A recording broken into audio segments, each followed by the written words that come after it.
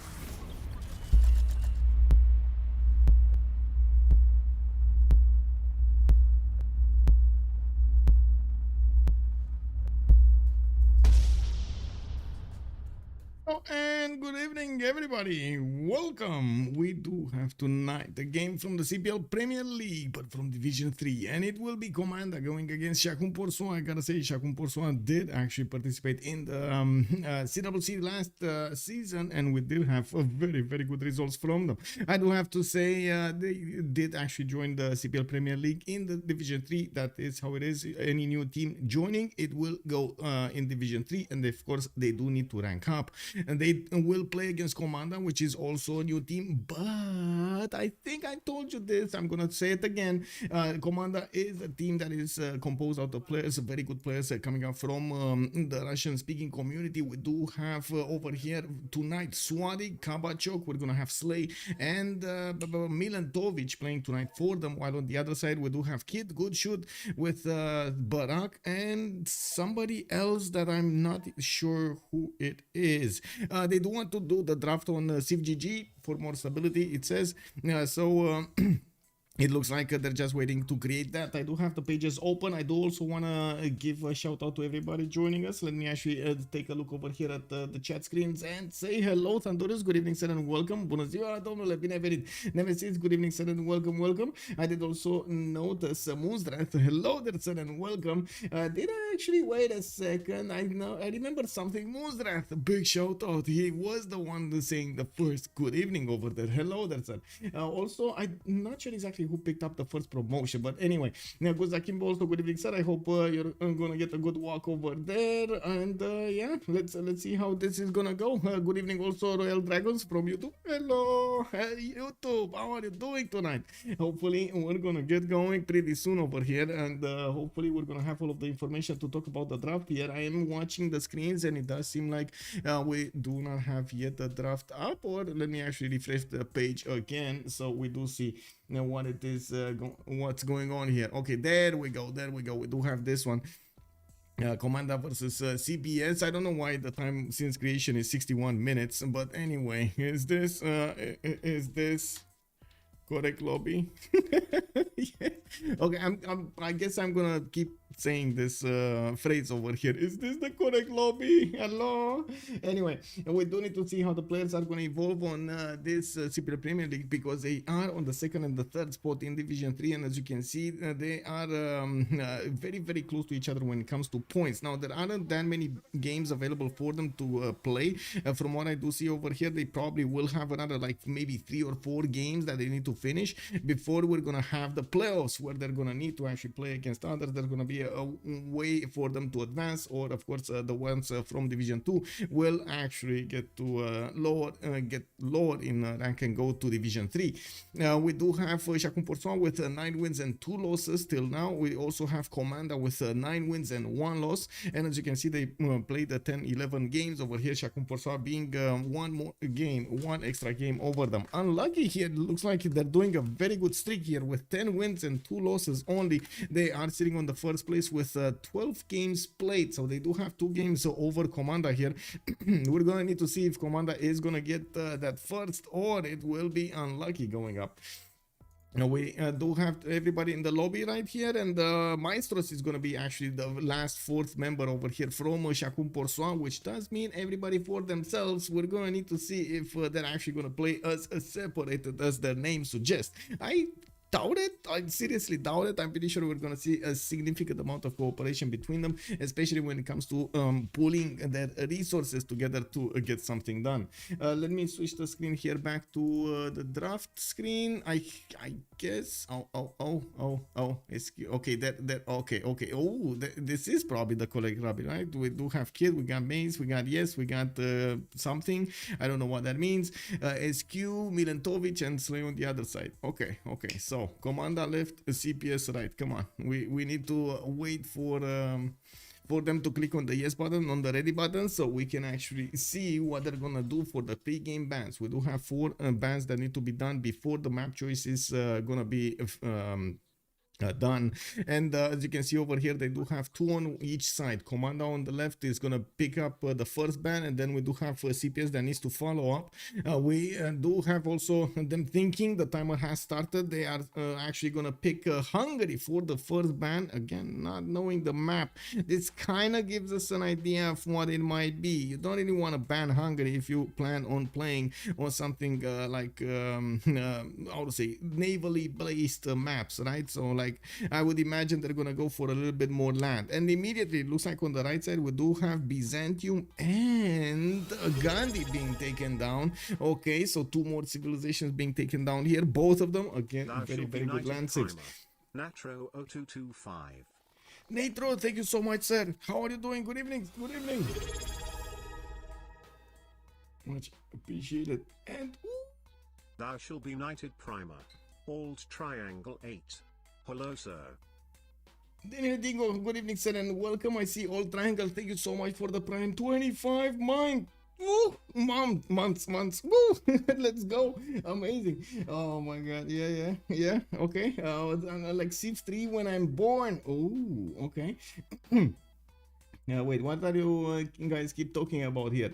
Life seems so short, it's measured in terms of Civ releases. Oh my god. Okay, yeah, the cycles of Civ, you know, it is what it is.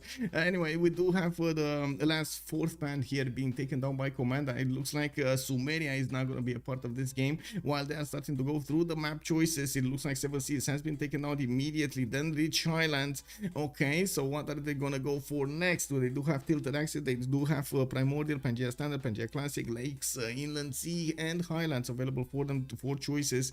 Another one of those kind of navally based maps has been taken down, and another land map here. Inland Sea has been taken down, Islands has been taken down, and we do have another one, actually, Primordial being taken out. 4 choices. Why am I feeling this is gonna go for Pangeas? Like, they're taking out Lakes. Is it gonna be next Tilted Axis? Do they not want to actually give the chance of that happening, because you know, if you leave it for last choice, you never know, man. Your opponent might be like, I feel comfortable playing on tilted axis. I think I'm just gonna throw the casino dice and we'll see when it's gonna land, right? If it's gonna be those double sixes I was looking for or not.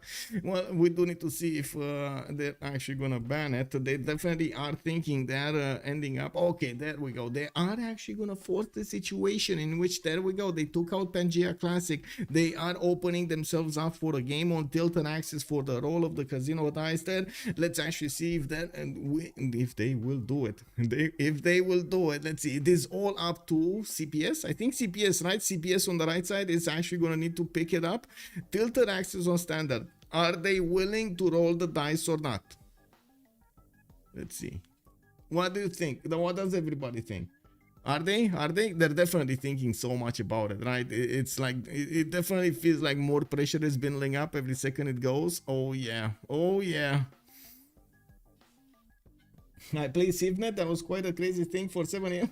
Yeah. Oh yeah, that was crazy. Hello there, Urek. Good evening, sir, and welcome. Also 5Z45. Hello, good evening. How are you doing? Okay, let's see. What did they pick? Tilted axis. They rolled the dice. Okay. Oof. We gotta put on our entertainment faces here, because tilted axis, man, we're gonna need to see how they're gonna handle those boats. We're gonna need to see what kind of conflicts we're gonna have. I hope it's not gonna be an East versus West. I hope everybody's scrambled over there, and we're gonna get to see them just fighting everywhere, because you know, it is what it is. We gotta pick up that action going on.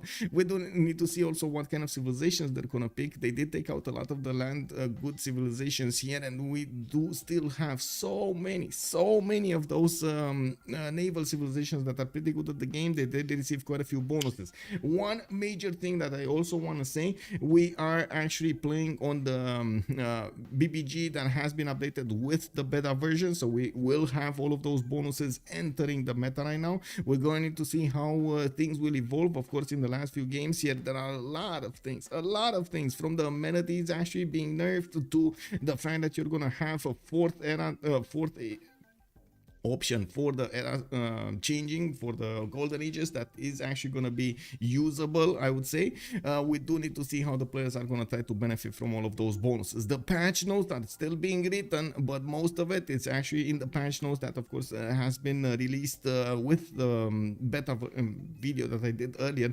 I'm not sure if I wanted to copy myself, but then do it another time to say that this is 570 BBG and not the beta anymore. I'm gonna need to wait for all of those patch notes, and of course if there will be any changes. If I do understand correctly, there are some namings that need to be done there, and things that do need to like cross some T's, dot some I's, and so on and so forth in the main BBG server. There's still discussions going on.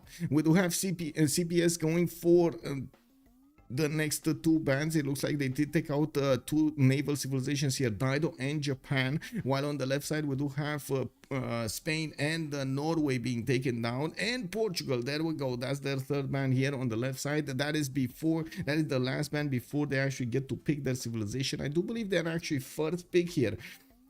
While on CPS's side, we do have them needing to pick up a choice. I do want to mention here, we don't actually have the Victorias being banned, and they have been showing up with very good bonuses. We do need to see if they will actually manage to get in. I would imagine so. I would imagine at least one of the Victorias is going to get through this ban phase. There's only one option, and of course there are quite a few Victorias.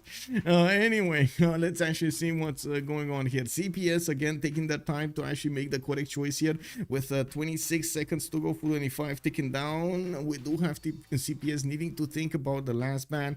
When Komanda is going to pick up their first civilization, we're going to see on CPS two civilizations needed to be picked, two leaders needed to be picked, which of course will kind of reveal their early option there, and Komanda can strike back from the shadows with another one of those picks here. And running down the clock until the last second, they will take down Indonesia, which of course does benefit from those jonks, and can pull off quite some amazing feats on the map here. Well, let's actually also put up, give me a second so I can put up the title of the map. This is of course gonna be Tilted Axis, and we're gonna see how this is gonna develop. Like you could play multiplayer for the first time. Wait, really? Oh my god. Okay.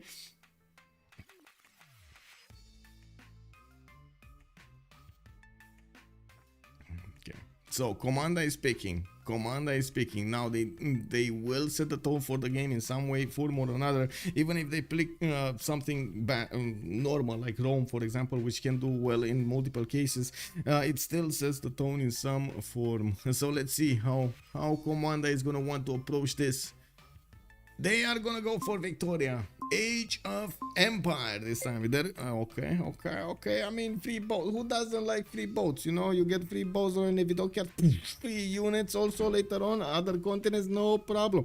Getting those extra trade routes is gonna be amazing. And of course, we do need to see how CPS is gonna want to counter this. They do have two choices for them needing to be picked here. And two choices. Come on, CPS. They're definitely gonna need to counter this. You know, we of course don't have the pleasure of actually seeing Hardrada in the game, but there are still quite a few civilizations that are very, very good with different bonuses on the seas, and I'm actually curious how they're gonna want to approach this. We've seen sometimes players even going a little bit out of the meta and picking land civilizations and staying in the land, kind of ignoring the coast, which I do have to say it is kind of hard to do, especially late game. You're gonna get attacked over there by those nukes if you do allow your opponent to cover the seas. CPS is gonna go for Elizabeth I here in the first choice. Okay, I mean that's definitely gonna end up good over there. Yeah, not mad, not bad. I can listen to Michael while I clean snake enclosure today. Busily, good evening, sir. Wait, you're actually cleaning snake enclosures? Okay. Interesting. Red codes from Victoria, Age of Empire are great too. Yes, plus, big plus. We haven't really seen them, did we? I mean, I don't know. The players, it seems like they're kind of not wanting to play with them. I don't know what they have against the muskets. Like, we might actually, you know, at some point need to do a poll, like what do they not like about the muskets? Is it their hats? Is it their, you know, like their papillon? Or is it their long coats? Is it that, the red coat? Is it the color? Is it red? Maybe they want something else, you know. We need to find something, maybe with stripes over there, red to green. Imagine that. Oh yes, look at that. They are so disgusting. Red, green and blue in the same time. No, it is what it is, man. They are red coats. They are quite strong. I don't know exactly why the players, I mean, I do kind of have the feeling why they do not want to spend that extra effort to try to get them out, especially since not all of the time the situations does arise for you to actually use them. We do have on the right side, looks like Australia being picked up by CPS. Pretty good nation here. One of the strongest and the fastest timing when it comes to getting to cartography, getting to those boats. It does have a significant problem actually getting enough culture to discover mercenaries till then, and we're gonna need to see if this time around maybe he gonna get it. I don't know, we'll see. We do have also Komanda over here going for Dutch. Wilhelmina is gonna be the leader, and yes, we're gonna need to see how he's gonna get the rivers. We might actually have a problem with the rivers on this map. There are quite a few continents, not all of them have a lot of rivers to benefit from the big Dutch bonuses. Of course, Dutch did receive one extra admiral point for its campuses, and we do have him with that extra adjacency towards its districts, campuses, theater squares from the rivers. It's a pretty good nation if you do, how to say, if you do mix it well, and we're going to need to see if he's going to get to use his very powerful, one of the most powerful frigates in the game is the Zeven Provincian, which has more base strength than any other frigate in the game. Of course, they are gonna need to do another 4 bans. They will take down Mapuche on CPS side. Nedersha is gonna be taken down, and then Brazil is gonna be taken down from Komanda. Looks like 50 seconds to go. Komanda knew what they're gonna ban. They're not gonna allow Julius Caesar in. I mean, you know, like, it's a little bit too much gold. This is like, you know, letting in a kind of Mali in the game, you know. It's Julius Caesar taking cities, poof, thousands of gold points are dropping from the sky on him. We don't know where they did appear. Julius, take another city, make it rain. And of course, we've seen in the late game how Julius Caesar can actually take on over Empire and fill his coffers in the meantime. The seven provincians. Okay, well, wait a second. That's what it is. The I guess the 7 provinces, right? Okay, the 7 regions. Oh, Rambling Man, that's a very, very good addition, by the way. Good evening, sir. Oh, thank you. That's a pretty good. I never actually saw that about it like that. Thank you. Okay, that's what it means. The 7 provinces.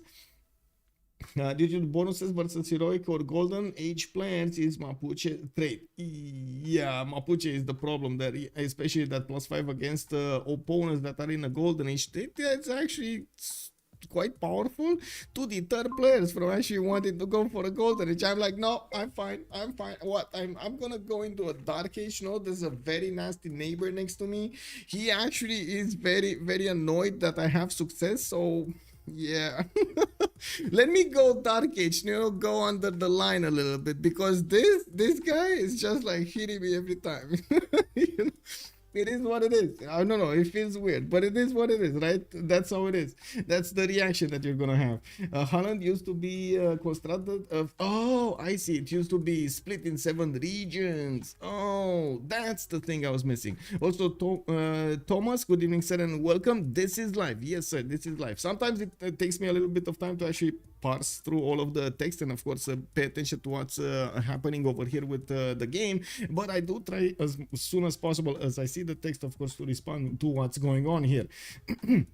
Yeah, we do have also Komanda needing to pick that. Okay, there we go. Tokugawa making an end.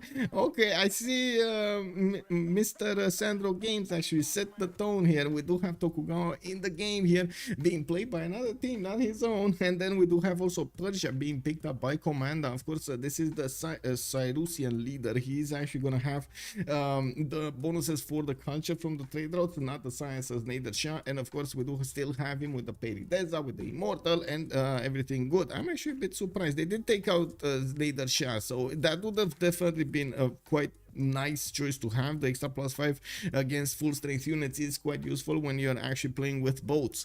We do have Scythia also being picked up on CPS, which I gotta say we don't see enough of it on the seas, and we do need to see if this time around is he gonna have the option to go against his opponent with land-based units, or it is gonna be navally based units. We gotta see. I'm pretty sure he's gonna do well on both sides. We do need to see the same. We gotta see the land and so on, his choices during the game, but he has a lot of potential on that civilization.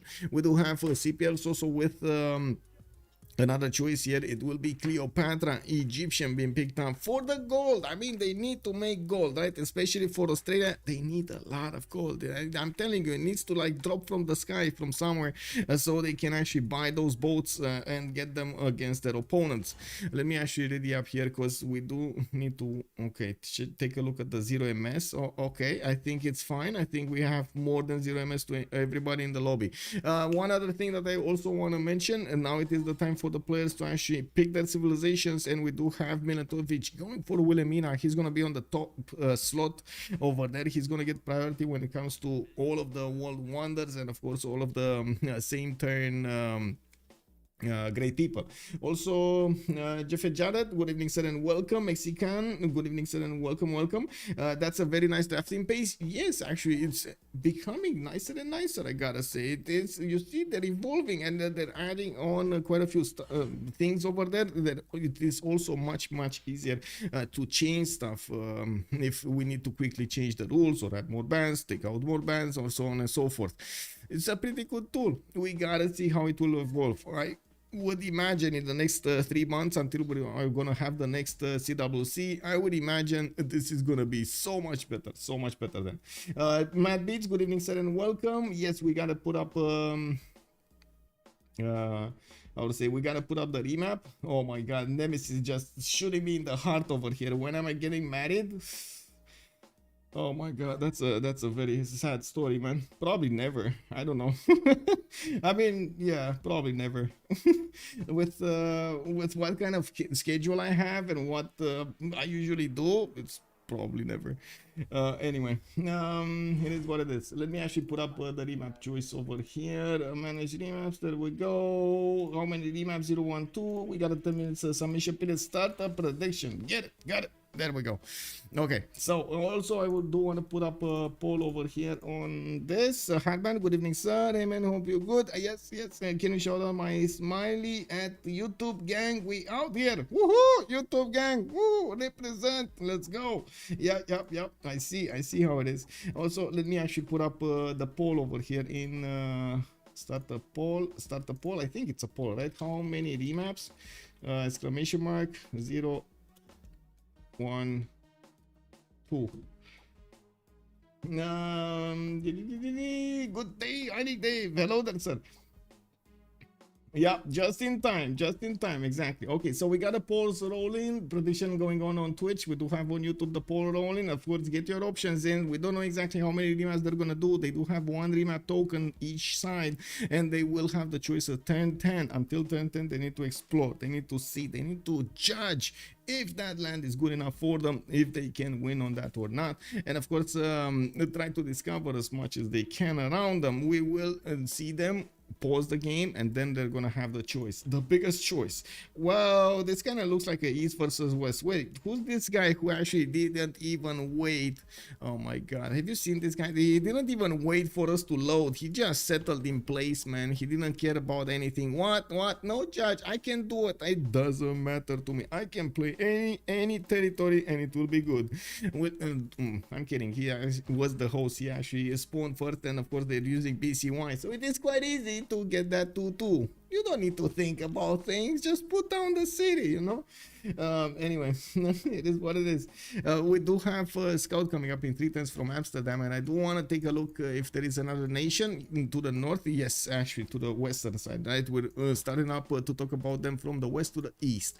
Let's see, we do have, or left to right, I would say left to right, you know. We do have Egypt over here with a significant amount of floodplain territory to the north and to the east side. He's going to have these 2-3 rivers that are going to be converging in this location, which is going to be quite powerful for an Etemenangi. I'm actually curious if he's going to go for it from first city or a second city. In the first city, it's going to be a bit awkward. He has quite a few hills. It's separated a little bit. But if he puts his second city over here somewhere, oh, I mean, don't mind if I get the chops and everything else, right? He's going to have a city here, a city here, a city here, and bam, all of this territory. Lady of the Ridge and Marshes, put the Sphinxes everywhere. Rise. Of course, you know, have you seen actually Apocalypse, like the X-Men Apocalypse, with that guy that actually could enhance everything? This is basically what's happening with Egypt over here. This is Apocalypse. He is coming to this planet over here, and he's gonna get all of the floodplains to work for him. Now we do have to his east side actually Persia. And by the looks of it, he's gonna be his opponent. This is kind of bad actually for Barak. This is not good for Barak. This is gonna be war probably. I'm pretty sure Kabachok is not just gonna stand around and watch his neighbor just, you know, get over there so many bonuses. He's gonna want to send some form of units and try to take out the mines, you know, rip that gold apart. See if his coffers are gonna be just as good. We do have Kabachok here with also a 2-2-1 Siltal to the northwest of Pasakade. He has a scout in 3 turns, and he does also have quite a bit of land here on the coast to settle. By the looks of it, in the middle, we don't actually have another civilization that would be available for him to bounce against or trade punches with. There is an open line here from the west to the east. From what I do see, Leeds is going to be quite far away. Good Shoot is his opponent, but again, very far away. So I would imagine actually Persia could just stay inland without any issues. Put a city here, and keep going west until he's gonna hit Egypt with all of his might and power. He might actually strike him down. We're gonna need to see if he's gonna pull off some form of a like 300 move here, try to actually bunker down between the mountains, funnel all of those armies of Persia into one single spot, and then just try to focus it down. Even though, I mean, you know, we've seen what, 15 planes attack a single tank and it didn't do that much. Yeah, I'm not sure if that strategy works every time. You know, just saying, it might actually backfire. Anyway, then your Dingo at Temenanki is nerfed. Oh, right. Oh, yeah, I mean, sure, but is it that nerfed for Egypt though? Wait, oh, that means actually Sphinxes are not gonna get it, right? It's only on farms. It's only on farms, right? No more Egypt going burr. That's what chat is telling me here. Is it not? I think it's still gonna go burr. I'm pretty sure it wouldn't have been picked if it's not gonna go burr. So he needs a lot more farms, if I do remember correctly. Improved ones. It's not improved tiles, it's just farms. Let me actually double check. Actually, can I? Wow. Okay, there we go. I need to click on this, and I need to click on, let me take a look over here. Beep. It looks like we're still waiting. Okay, there we go. So what do we have here? We do have the amenities change, right? And then we do have in the bottom the golden age exodus, which has been changed. And where is Temenaki, that get science only on farms or marshes, but you get the production, you know. Not a problem, not that big of a problem. Etemenangi was pretty good because of that production.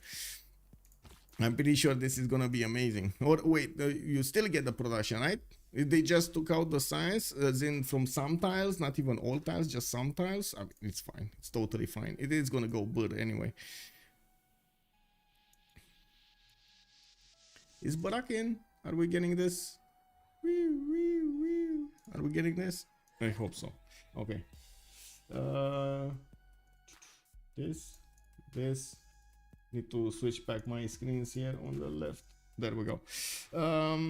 It's actually the improved tiles which are being worked on. BBG nerfs Temenaki, why you bully me? Yeah, exactly. Egypt and Gilgamesh are definitely. As you can see, they're still up in the players' choices. They were banned. Don't get me wrong. Sumeria was banned, so I still think the players are pretty confident Egypt's power is still gonna be there.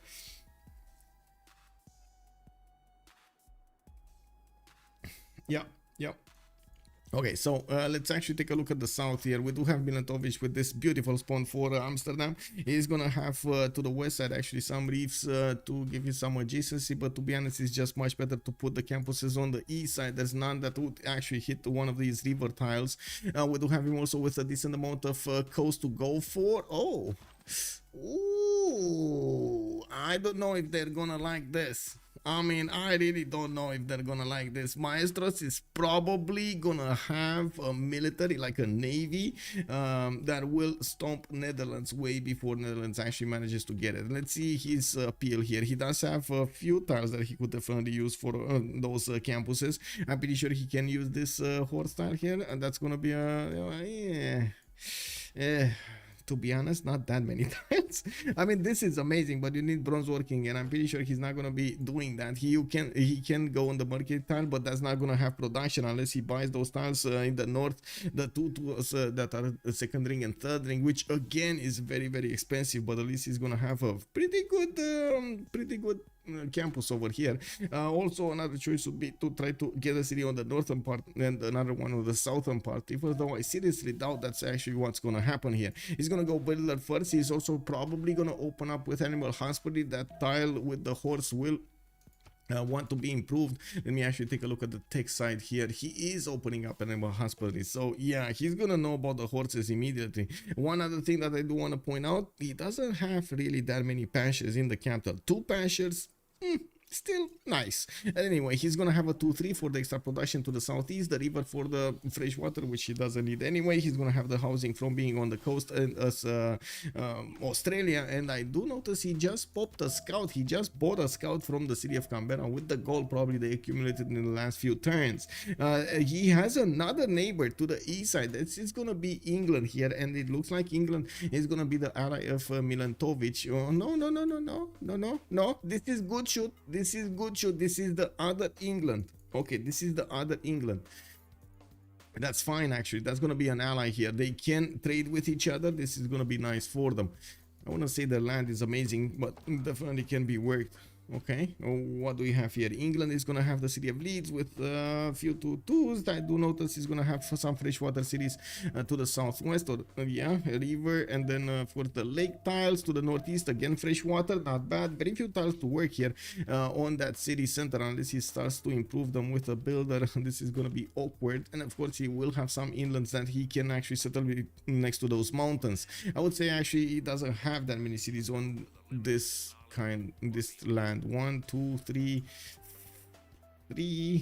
4 maybe, and then yeah, he's gonna need to go somewhere. Maybe he's gonna take Yerevan, maybe he's gonna put another city on this island here. He definitely needs to expand and get more cities. We do see also Tokugawa here on the eastern side. That is gonna be their opponent, and I'm pretty sure they're gonna need to meet each other with boats. He does have a river reef fish next to the city of Tokyo in the second ring, and I do notice he's going for his settler now in 4 turns with a wonder to the north. That is not gonna give him that much. He's gonna get at least some era score from it. Oh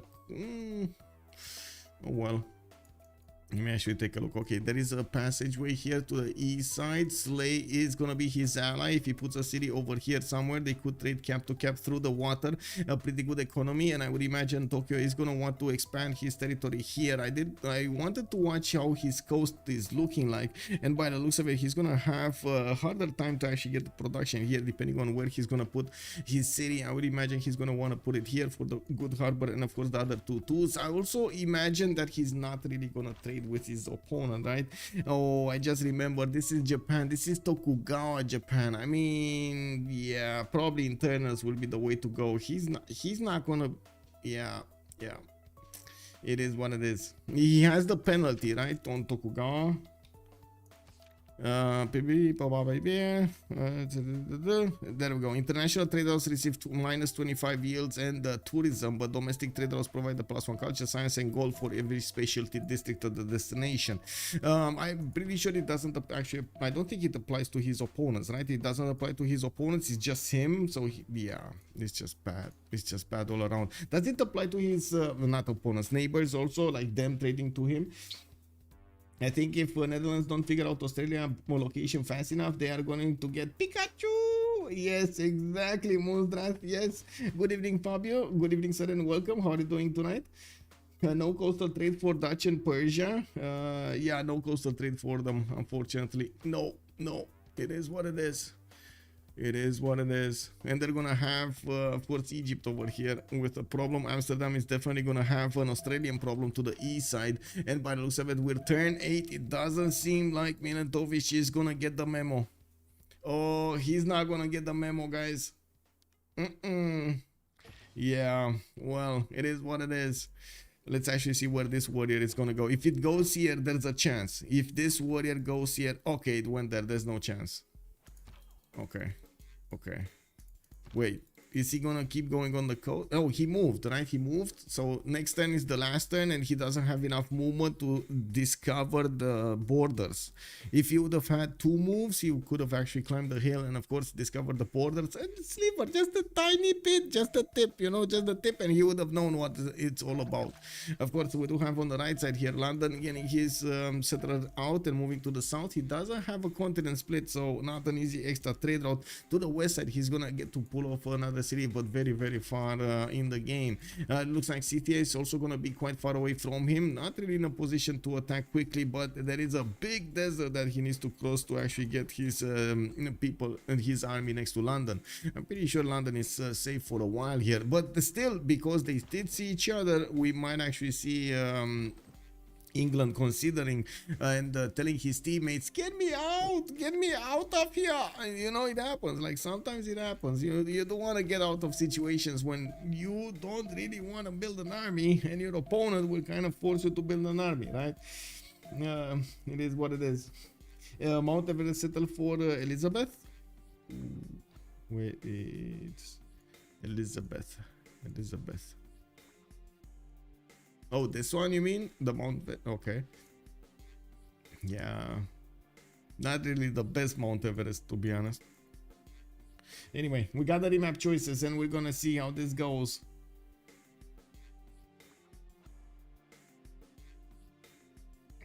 to be honest, I do believe Komanda actually is in a little bit more danger than their opponents, especially with a very exposed Miletovic here to Australia's power. We do have also Citia that can apply his power against his opponent, against England a little bit later in the game, and of course it will be all up to Slay's skill and choices throughout the game to try to be on the same path and of course defend his territory properly with enough stronger units to hold them back.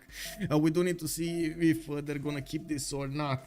I don't really see on CPS why they would remap, to be honest. Oh my god, they remap. Oh man, karma. It is what it is, karma, bro. It is what it is. It is what it is. Okay, so they didn't want to do this. They didn't want to do this. It's fine. They didn't want to do this, you know. They thought, I guess Goodshoot wasn't that happy that he doesn't have a lot of territory here, and also Australia was kind of inland. They did see Egypt, and I'm pretty sure they would have. Did they see Egypt? I'm not sure. I don't think they actually saw Egypt. Wait a second. These guys shouldn't be seeing each other. Let me click on buttons here and see their vision. Yeah, now they see. I mean, this is too late, right? Now they see that city just got put down. This is after the vote. Yeah. Kid is a kid. Ooh. Yeah, it is what it is, exactly.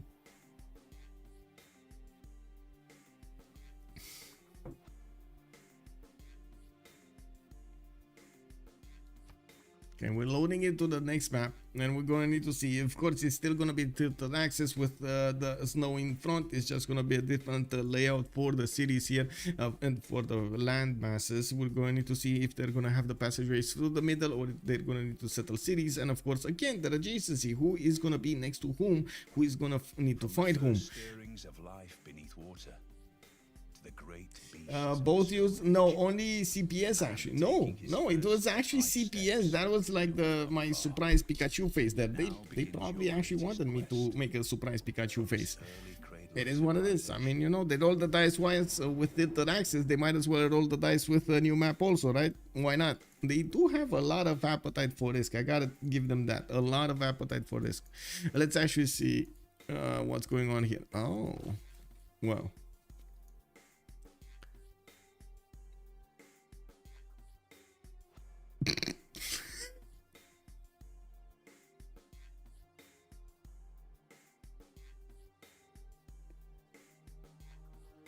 I think Wilhelmina is gonna have a horse problem. I think he's definitely gonna have a lot of horses running around his territory, and he's not gonna know what to do with them. I mean, it's still good. Don't get me wrong. It's still good for CPS, right? If Kid is gonna go for this, I mean, Miletovic being so close to him, he's not gonna miss the mark. He's definitely gonna push through and gonna take over some cities here. Miletovic is gonna have a hard time defending against the city and Saka horse archers. They're so close to him. I mean, you know, who's gonna defend that? Good chokes, though. Good chokes. You know, at least that. But anyway, let's actually take a look over here. What's going on the other side of the map? Maybe we're gonna have some more funny happenings. What do we have here? We do have a good shoot with Bristol, Lysenfjord in the south. Wait a second. What is? I totally forgot. What does this wonder do now? I know it was definitely okay. Naval combat units that received the ability North's Blessing +2 movement. Ooh, very good on this map, because you do need to actually bring navies from one side to the other of the map. So let's actually see who's going to benefit from it. It is going to be Good Shoot, maybe? Yeah, probably Good Shoot is going to have the honor of getting this, and he does have quite a significant amount of land here on the west side. His own continent, basically, his own northern continent. This is basically Good Shoot holding Alaska for himself. Now we do need to see if he's gonna manage to actually pull this off against the other England. It is on the same seas, and I'm pretty sure Slay is gonna want to get some units outside of his borders here to try to dip his toes into the international waters. We do have him also this time around far away from anybody that could attack him on land. We do have him getting his scouts out, and he's gonna start watching his territory here to see what he has to work with. Some bananas, a 1-3. This reef tile is fine. This reef tile, I like the reef fish. Yeah, don't like fish in general, but I like that reef fish. What do we have here? Japan with Tokyo is also gonna get the scout out the 3 turns. Looks like, of course, he's gonna be pitted against a good shoot here. They are gonna get to fight each other through this middle inner sea. I'm also sure that we're gonna need to see some boats coming out from each of them to try to meet each other in the middle, or of course scout out their opponent's territory. And we do have Japan also pretty close to Persia. Japan is an ally of Persia, so he's not gonna get to feed him, but again, I guess this is probably the best match they could have had, because Persia is going to want internals, Japan is going to want internals, so nobody cares here. If they don't do international trade routes, we're going to need to see if Kabachok and Swatik are going to join forces to go against Banak later on in the game. In the south, Rakidet is going to probably feel the sting of those immortals, but I do have to say Rakidet also has quite a few strong units to use. Those Mariano Cheretaches at the beginning of the game are quite strong, but they are kind of squishy also, so he needs to be careful. Immortals definitely not something you wanna play with, you know. You don't want to play with your food like that. Egypt is going to scream, get me out, get me out. Yeah, squishy strong. Yeah, I mean, you know, yeah, I mean, crispy nose. I mean, come on, tell me. Look, crispy, you gotta give us something. Good evening, sir, by the way, and of course, happy new year. But you gotta tell us, isn't there something, a food you would say it is squishy strong? What I should say, squishy and strong at the same time. Holy plantations on Egypt. Yeah, he's gonna have a pretty good one. He does have a lot of floodplains again to the north, in his capital. Also to the south he doesn't have, actually, but it's fine. Of course, he can go for a Temenaki in the capital, no problems here. He definitely would want that extra production, and I mean, you wouldn't mind a little bit of extra science from somewhere. Sushi. There we go. Gummy bears. Yeah, there we go. Gummy bears. Luckily, Japan doesn't need as much land. Yeah, gristle on steak. There we go. Swedish fish. Wait, there's actually a Swedish fish? Okay. Didn't know that. Kick. Okay, we do have in the southeastern part of the map here quite a few of these city-states clumped up together. It looks like we will have another wonder here to the south. Sahara El Beida. London is going to have a continent split to the south, and he will be quite happy with this. This time around, actually, he has good expands. I wouldn't mind putting a city over there on the right style, or here in the south on the horses. I'm pretty sure he's going to be happy with the amount of tutus he's going to have in his second cities. I do also notice he's going to have probably a city-state to kill here, Mitla or Nazca. I wouldn't really go for Nazca. There aren't that many resources that he could use, or good tiles, but of course a city is a city, you know. Sometimes you can't really get picky, right? You don't have many options, you gotta pick something. We got Mitla here, and that is also to the south. Only one tile of attack, not really the best thing that could happen, but definitely something that he could try to think of. So we're going to need to see if Mitla is gonna survive. Wait, what is this?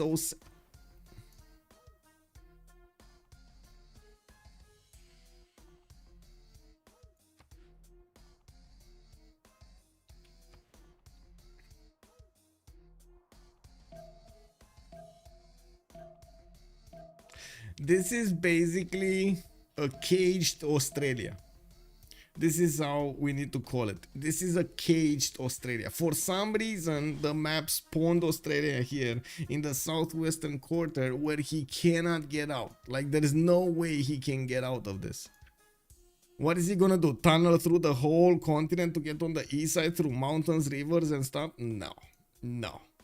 He's just gonna stay there.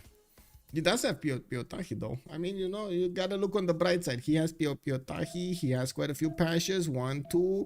He's gonna have a few tutus. He's gonna have pearls, man. I mean, his women are gonna be very happy. He has pearls in the cities. Perfect. What do we have here? We does have also very good campuses. I did also notice this lens over here was giving us a lot of breathtaking tiles appearing. And by the looks of it, there we go. We already see him expanding his territory with the cultured bombs. Just boom, pasture. Bam, expand. Anyway, maybe with the Panama Canal. That's a long Panama Canal. That's a long one, man. Nobody gonna be able to nuke him either. Yeah, Spoon makes a very good point. He's not gonna get nuked, right? Bex also from the emotion. Hello there, sir. Happy New Year. Happy New Year. The new Temenaki doesn't work on plantations. It should. Yeah, I don't think it works on plantations as it gives the science for plantations, but I'm pretty sure it gives the production. I didn't see anything about the production being nerfed. Yeah, the production is the problem. I mean, if it would have been nerfed to the production, that would have been a serious issue. I think that would have not been... Oh, they met. Okay. What do you think Milentovic is thinking about right now? What do you think is going on through the mind of Dutch here? Science is only given on farms. Exactly. Yeah, there we go. Bugatti Anthony, good evening, sir. Oh, Kid even getting in, passing that warrior and getting in through. Okay. Looks like we do have a settler coming up from Prokofia in one turn, and he's gonna need to make the choice. Where is he gonna go? Full in towards Netherlands or go somewhere else? Can you imagine he can actually put a city here? Like right in front, like next to Amsterdam, he can actually get here like 1, 2, 3, 4, 5, 6, 7, 8 to settle, but still, I'm pretty sure he can do it.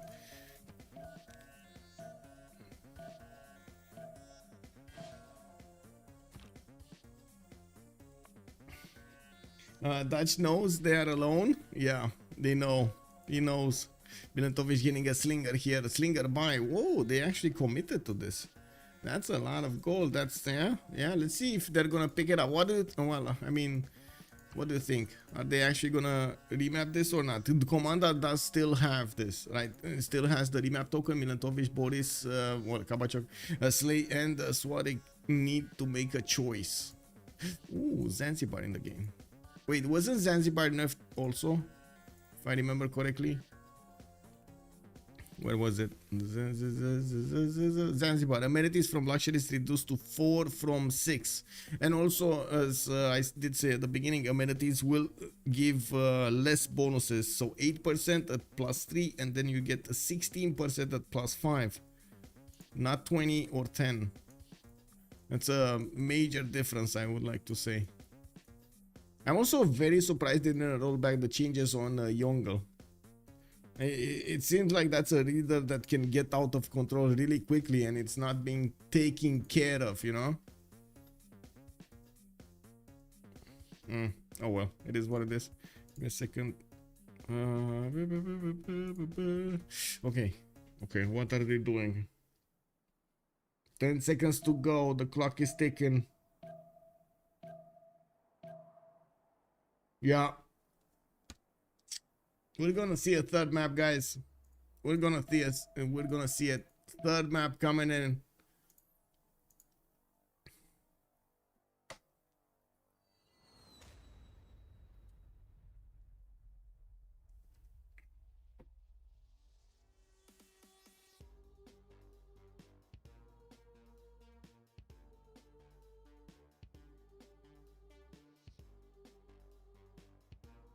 Yeah, the remap looks like they did. Yeah, I mean, I'm pretty sure they needed to get Dutch out of there. Like, this is a must. Oh well, we'll see how they end up in the third one. I think we can finish up the polls though, and the predictions. So let's see, choose the outcome. They were 2 remaps, so it looks like we do have quite a few points that are being gathered here. Okay, there we go, dropping then.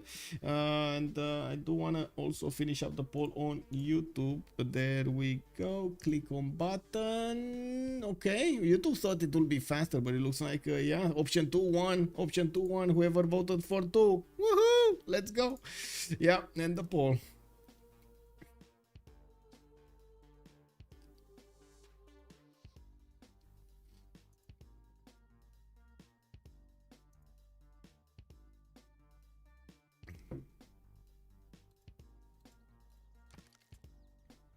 Okay, so the new map has spawned. We do have quite a few islands. I do want to bounce around to see if anybody is going to be on an island. Yes, it is. It's going to be Good Shoot this time on his own southern island. Okay, Antarctica, it looks like it's going to be his. We do have on the east side, actually, somebody for him to go against England. Slay is going to take up this quarter. And we're also going to actually dedicate a little bit more time to each of the spawns after we bounce around the map a little bit. So we can take a look at their strategics and their early options. I'm pretty sure we're going to need to do a roundabout actually quite a few times between them to see what they're gonna do. We do have Amsterdam also here in the north next to Persia. That's fine, that's an ally. West side, Persia again is gonna be pitted against Egypt. Okay, they are next to each other, and I'm pretty sure they I'm pretty sure Kabacho can definitely join the war against Barak here on the west side. I'm pretty sure he's gonna be happy settling cities here to the west. We'll see how fast though. He does have other options in the south and in the north. I already say, oh my god, what is this +6 campus he has in the capital?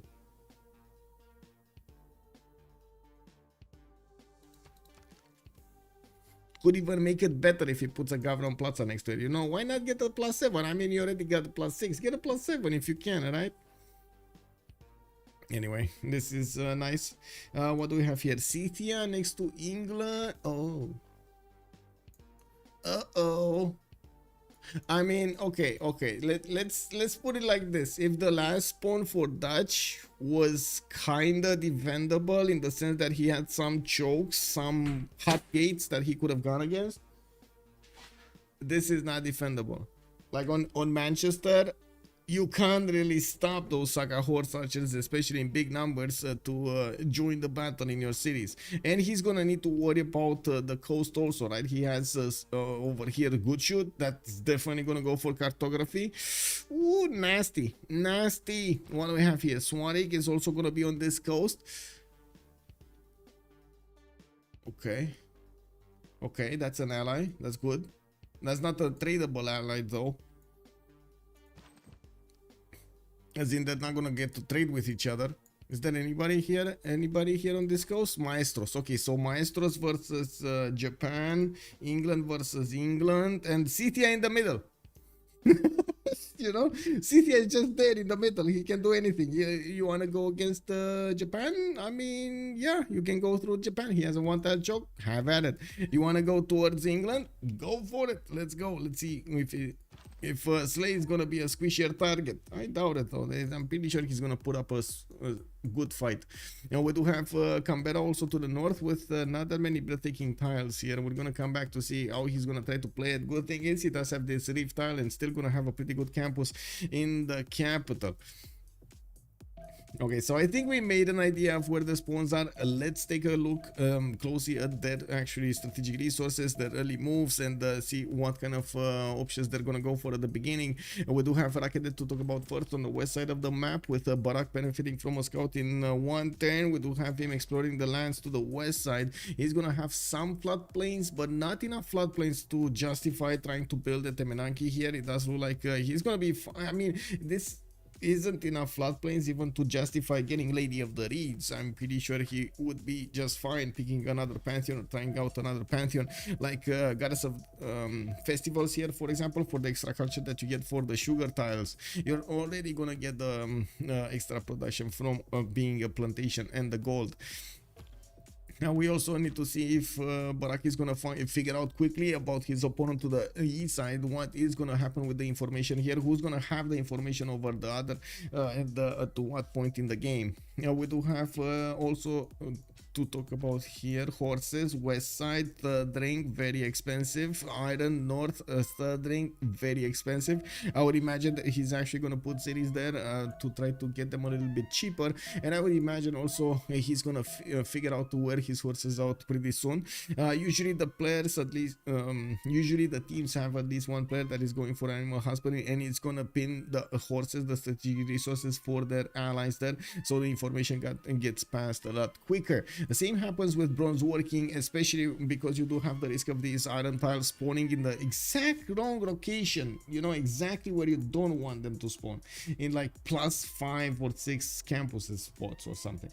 Can you go back to that campus spawn? I just want to look and drool at the setup possibilities. Yes, I mean, this one, man, this, yes. I mean, you can definitely fit like 1, 2, 3 campuses here. Gavron Plaza hitting 2 campuses. This is pretty good. I gotta say that's gonna be a lot of science coming out, and I gotta say Persia here is gonna get those trade-offs with the culture points. He's gonna have the culture and the science at the same time. A lot of chops also benefiting from it. The Pasagarde is gonna get his 2-2s working. I don't see a lot of them though. I say 2-2s working, but he's actually working, yeah, 2 stone tile and 1 other 2-2 here. He does have a settler coming up in 5, so I guess it's fine. He's not actually gonna grow into the 3rd population to need another tile for some time now. We do have Pasagarde also benefiting from much cheaper horses. They are in the 2nd ring. He's gonna figure out where Barak is this turn around. I would imagine. There we go, the meetup of the year happening here with Barak meeting the warrior in the forest.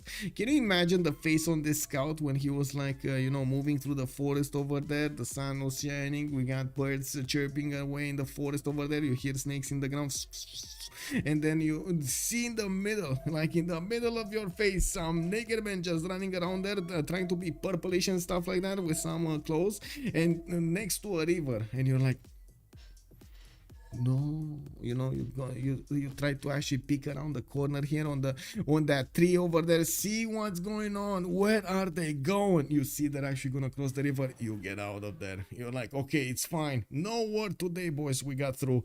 What were those weird purple men going to? Oh no, they're going for our lands. Please, somebody stop them. Anyway, we do have Kabachok here, just keeps on going towards Rakedet, and of course we do see the scout of Barak going towards the lands of Pasagarde. We do need to see if Kabachok is gonna meet him halfway and try to keep him out of his territory. Antonel, good evening, sir. You had a question or a statement or something? Anyway, has he spotted it, the campus? Oh, that's a very good question. I think he did. I mean, he should have. Give me a second. Yeah. Oh, he doesn't know about these. Anyway, it is what it is. Yeah, no. Abusia Kaka, good evening, sir, and welcome. Crispy AZ, Japan and England need to team up to defend from Scythia and hope Australia stays away. Yeah, exactly. And Elizabeth. And don't forget about Elizabeth here. Good shoot. You know, he has a good aim. We might actually see him pull this off very nicely here. Ooh, what is this, Habub? Habub! How are you living in the great seas? This is a miracle.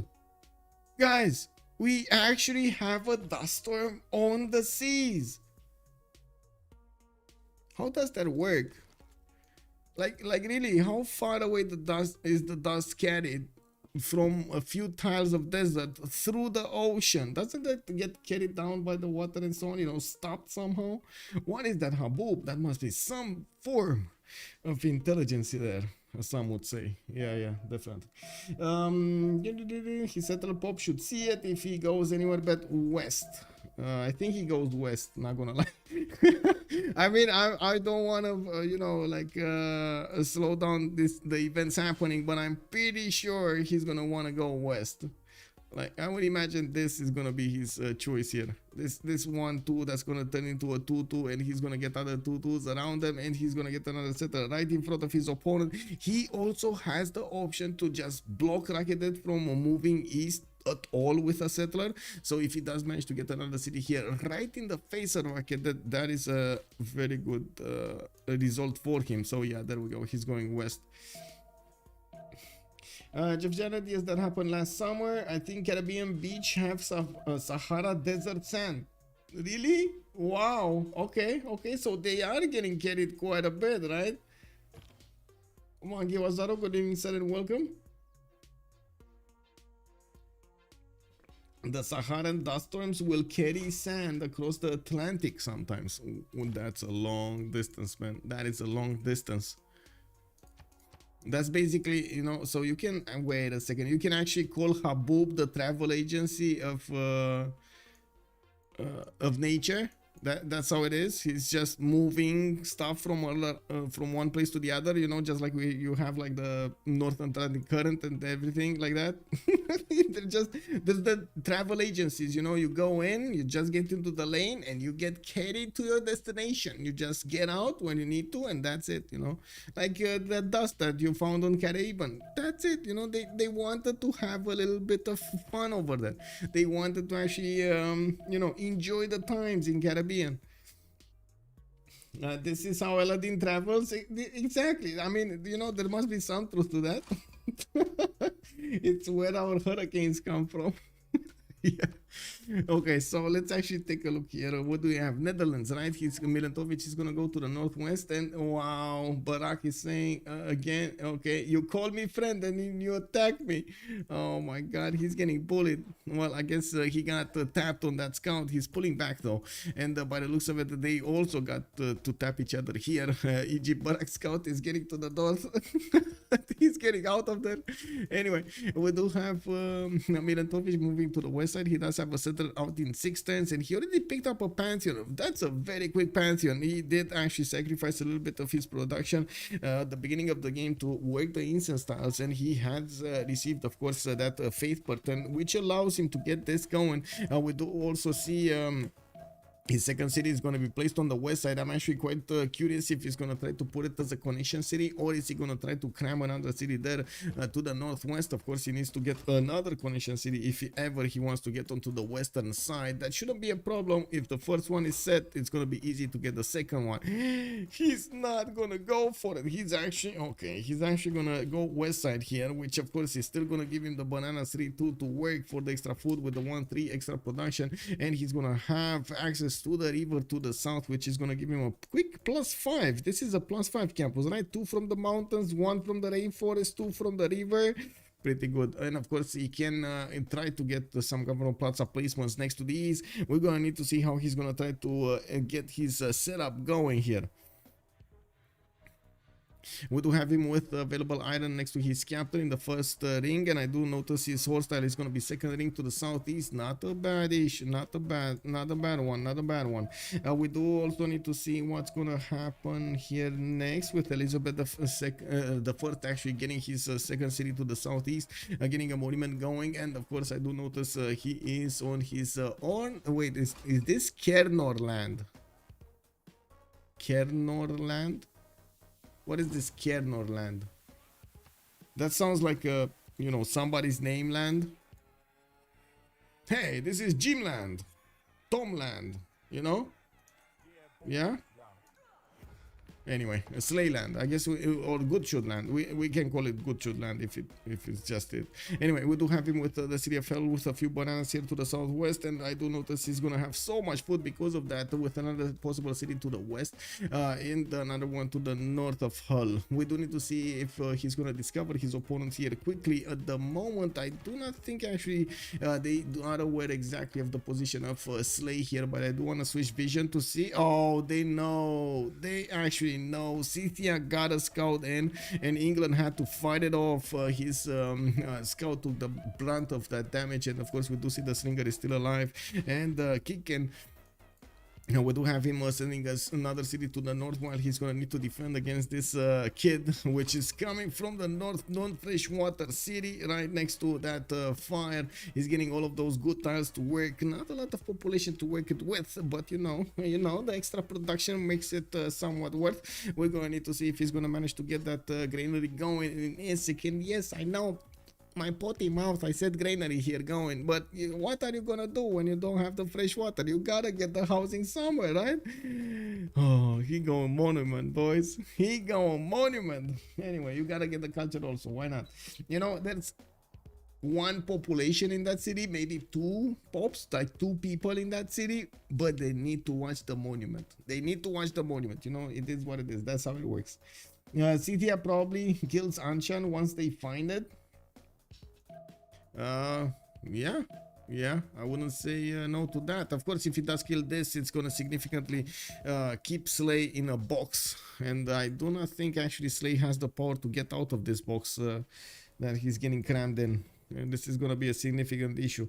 Anyway, Elizabeth does benefit from the iron in the third ring. That's quite expensive. We do have horses here in this first ring. That is gonna be easy to acquire. I do notice the marble tile is probably gonna get settled, which does pose a problem. Actually, he doesn't have 2 tools around it, nor did he have on the east side. So I guess all in all, it's kind of close in specs.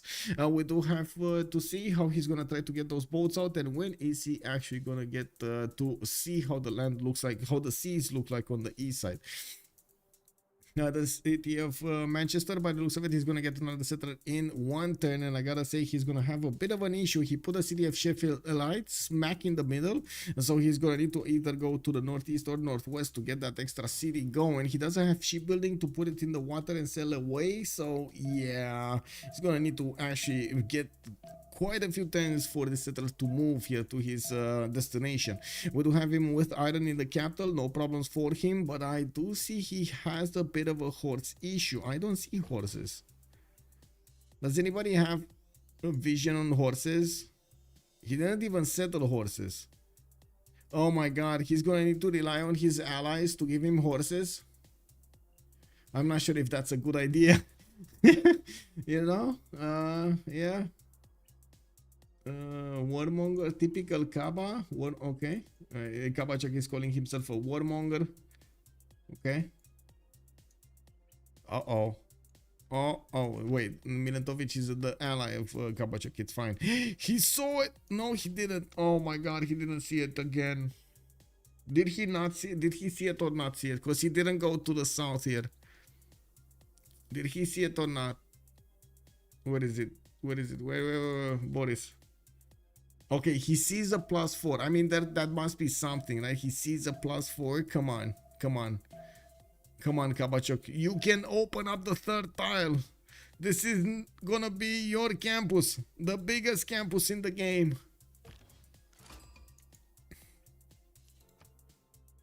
Anyway. 3rd ring, yeah. No granary. Exactly. City are probably gonna, okay, I did that. Yeah. What is this monk 3rd ring? Monk 3rd ring. Manchester 3rd ring. Manchester 3rd ring. Oh, I mean, yeah, I guess you're right. On the, I was actually watching this continent, but yeah, he does have horses on the other side. That's gonna be quite expensive. At least he will get the builder to maybe improve the crabs and get that one too. I see he's not that eager to go there. Does he even know about it? Yeah, he knows. Yeah, okay. Okay, so we do have him meeting up with Scythia in the north. Of course, that England warrior is getting a bit of an introduction here to the Scythian way of living. We do have the Spartan way here by Kid. He's gonna push out that warrior, whatever happens. He's gonna... my god, kick him in the well here. And as you can see, we do have also Japan coming up from the east side. SQ is gonna try to get into Kid's territory and finish that trader. He might actually even fist on the builder here. We're going to need to see if Kid is gonna shift enter that out of the way. He's trying, look at him go. He's setting up the the waypoint in the city center so he can shift them out of there. The trader, I think, spent its movement, but I guess we do need to see if he's gonna end his turn or not. If he didn't, actually that trader is safe. So if the trader didn't actually use its movement, I would imagine he's gonna move here and then shift enter next turn. He's gonna move on Prokofka, and then of course Japan's warrior is getting attacked by a scout. This is a very can you imagine just getting attacked by a scout here out of the blue, out of behind the hill while you're in a march? You're trying to actually get out of there, your feet are stuck in the mud, and then some dogs come and attack you. Or are these cats? These are cats. Can you? Oh my god, this is worse. This is actually worse. Some cats come and attack you while your feet are muddied up. Whoa. Anyway, so yeah, there we go. The trader is safe. We do have the Japanese warrior that is getting attacked from all sides. It doesn't have enough experience to get its promotion, and I do see Scythia did save his builder. Very quick and good moves coming up from him. We do need to see if Isik is going to manage to push off the English scout so he can actually build his encampment. As you can see, he's not fooling around. He's not waiting around for anybody. Kid is just clicking on that gas pedal and trying to get as many of those horses out. Oh, is this gonna be the perfect exodus? of the Evangelist here for Scythia. Is he gonna go for it? We're gonna need to talk about that, I'm pretty sure. Scythia does have forces between his northern city and Prokofka, and I do see he does have his builder ready with how many charges? One charge to go there. Doesn't have a lot of patches to actually set up his kurgans, but I guess he does have a few of them. He's getting 3 encampment setup. Oh.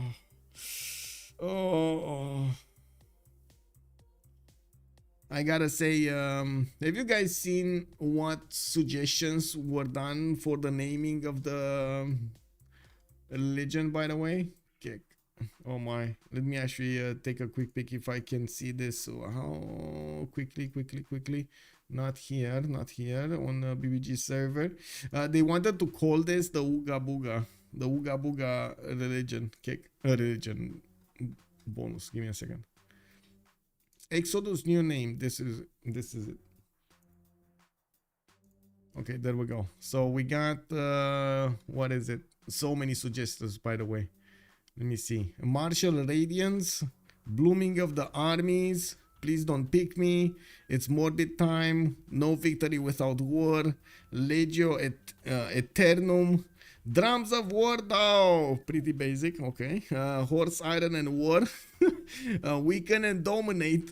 Okay. Dawn of the Wartime. The Way of the Might. No Land Without War. And of course, everybody's giving their opinions here if they do like it or not. But there are so many of them, and I guess we're gonna need to see what they're gonna end up with.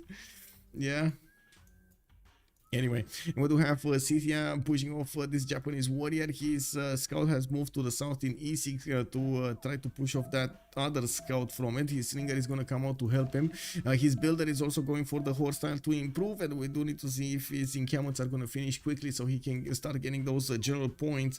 To the southeast, we do have Japan with his second and possibly third city coming out next turn. That's actually a good question. Is he gonna get next turn? I guess he is, right? I guess he's gonna just settle there. Anyway, we do have boats coming out from the city of Tokyo, and Fukuoka has been settled to the south. That was his second city. He's already getting a trade out to work both of them and started improving his coastal resources, so he gets his celestial navigation boost. We do need to see what kind of pantheon he got. City Patron Goddess for the 40% towards the first district in a city. I'm certain that he's gonna start off with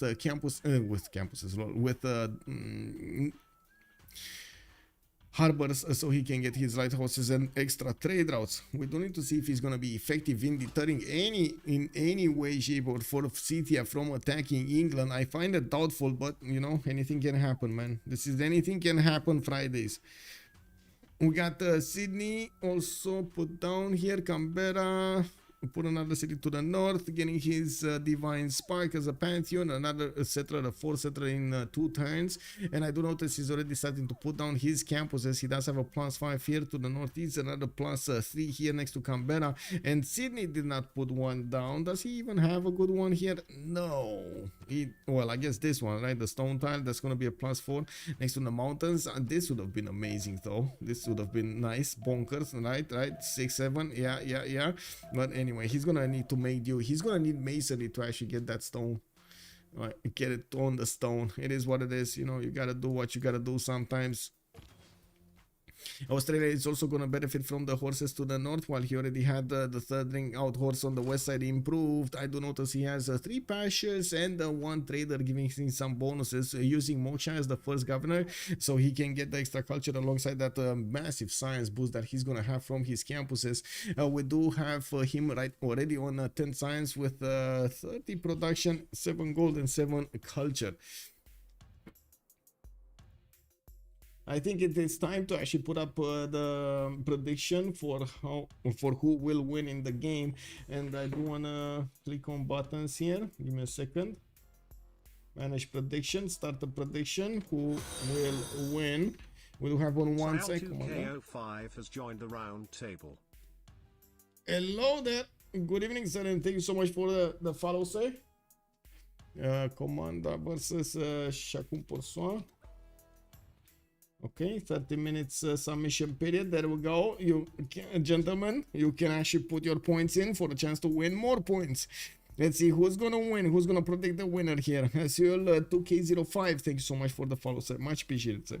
The Beasley, how do they stay engaged in the game if they know they're gonna die? Yeah, that is true. I'm pretty sure it's not like it's gonna be easy, and a lot of the times it does hang on the defender to try to defend as much as possible for his allies to pull off a winning move.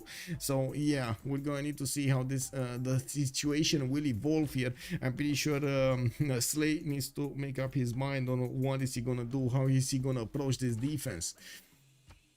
Now we do also need to take a look at the city states, and I do want to put up a poll on YouTube also in the meantime, so we get both things going. Who do you think will win? Who do I think will win? It's hard to know right now. We do have a significant chance for Chacun Pour Soi to pull off some great moves here against their opponents. It looks like the mix of civilizations are actually throwing a wrench at their opponents' nations, but so we can say that, for example, over here, Persia is going to have a good chance of attacking Barak and taking him down, equaling the number of civilizations on each side, right? 3 and 3 if they do manage to take down Egypt, or at least keep him very, very low. We gotta see. Okay, let's put up that poll here. Start the poll. Who will win? We do have on one side CPS, on the other side we got Komanda. There we go. Start the poll. I picked the team with England. Exactly. And Mad Beats, good evening, sir. I don't know which team is which. Yes, I'm doing it. I'm on it. I'm on it. I'm doing it. I'm doing it right now.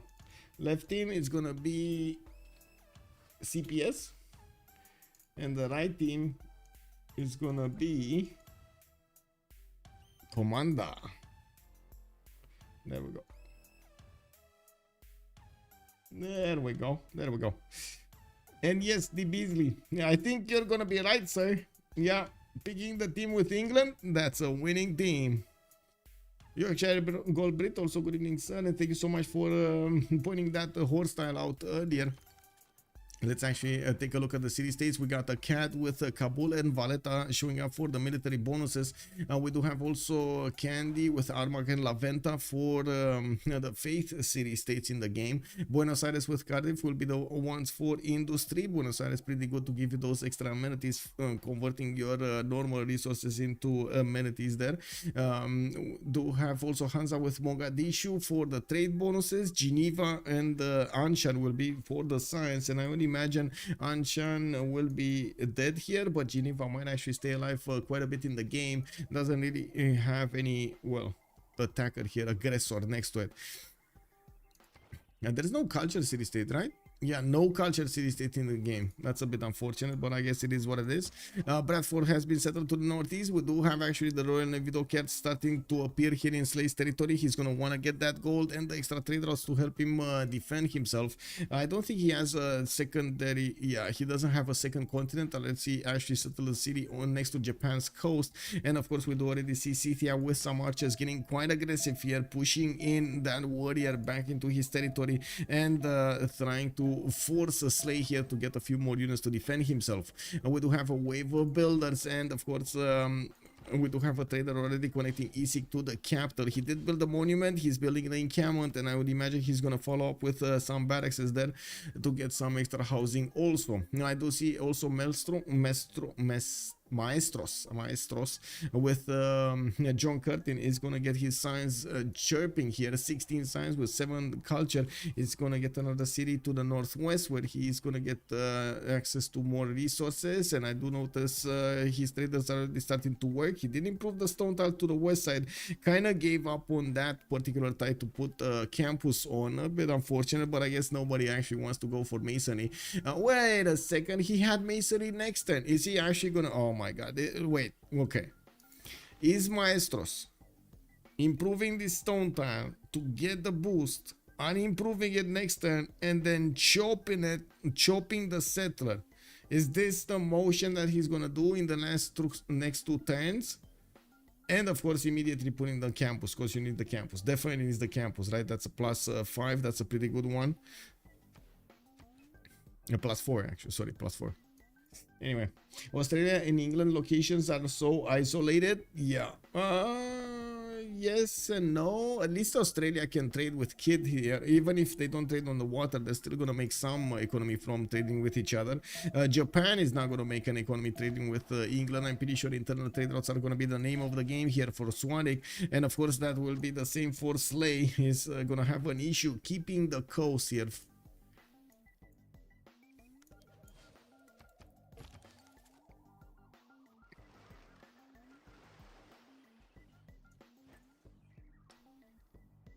Okay, Pingala opening here for Slade, so he gets the extra science going from his population on 8 science and 8 culture. Still, no, we don't actually have that giving him any bonus at the moment. It looks like Scythia also getting to chop a few more builders, improving his territory really quickly, getting those barracks working and starting to roll in the Great General points. We do have Persia going for the Great Generals as well, and I don't see their opponents doing it. For example, Barak is going to want to balance his powers versus his opponent with the extra science he's gonna get out of his empire. 11 science already with 9 science versus Barak 7 and 11.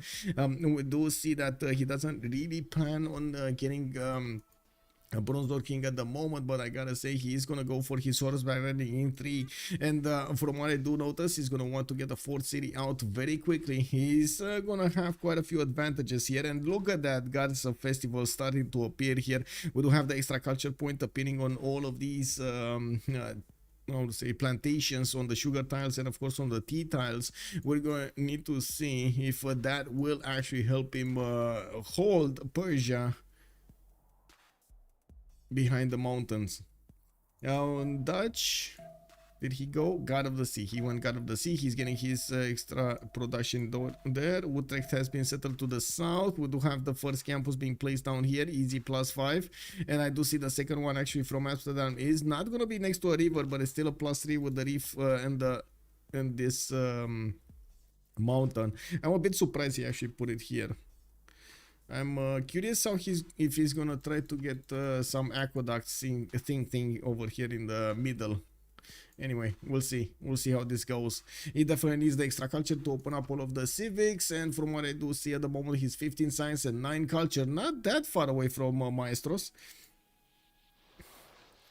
Okay, that one archer is keeping tabs on what's going on the movements of English borders. We do have the encampment finished in Isik, following up with a barracks immediately, getting encampment training project from Krovka, while his opponent did not put down an encampment. Of course, he did go for the Celestial Navigation for the Royal Navy Dockyards. That's a bit too far off for him to get immediately his bronze working. We do have 2 more turns from this era, and by the looks of it, every one of the players did manage to acquire enough points to go for the Golden Age, at least the first one. We gotta see if anybody's gonna pick Exodus, or I guess the new one. Lipsiran, good evening sir and welcome. Australia and England locations are sorry. Why did England build a boat in the lake instead of on the coast? He didn't really build a boat, he got it for free from the Royal Navy Dockyard. Yeah. Why is Australia on bronze? They might need iron probably. Maybe Kid wants iron, or the Barak wants iron if he's on bronze. Let me see. Wait, did you actually see him going for bronze? Whoa. Okay. Yeah. Oh, look at that, man. Oh, look at Maestro's go, man. Yeah, he did chop it. He chopped it. He unimproved it and chopped it, man. Nice. And of course got his 5th settler out, moving to the south already. I mean, this might spell trouble. We do have a scout there that can move. Where is he gonna go? Come on, Swati. Are you gonna go north? If he goes north at the last second, he might not give enough time to Maestros to get his settler out of there. Does Maestros have actually waypoint set? No. For his settler, no. He cannot shift enter it anyway. Okay, so he moved, right? Okay. He sees it. He should see it, right? Yeah, he sees it. He sees the scout. There we go. Okay, it's fine. He gonna know. He gonna know what he did. Escort your settlers, exactly. What did they change on Exodus? Keithia, good evening, sir. Let me actually take a quick pick over here to read it out loud. Give me a second. Where is it? Beta bills. There we go. We do have the Exodus were meant to be 15%. However, it's 25. Let me see where there we go. Previous bonus deleted. Everything. You forget everything there. Plus 2 horse and item per turn. You do get 15% production for military units. So definitely war. Minus 1 maintenance cost for military units. So it's probably gonna be 0 gold per turn if you are actually are going for horses, and you do have Warlord's Throne also. Minus 1 card would be a bonus.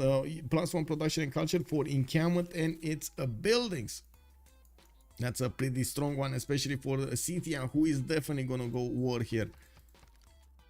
That's basically why everybody's calling it the Ooga Booga bonus, cause yeah, you know, everybody's gonna wanna get military when you have this.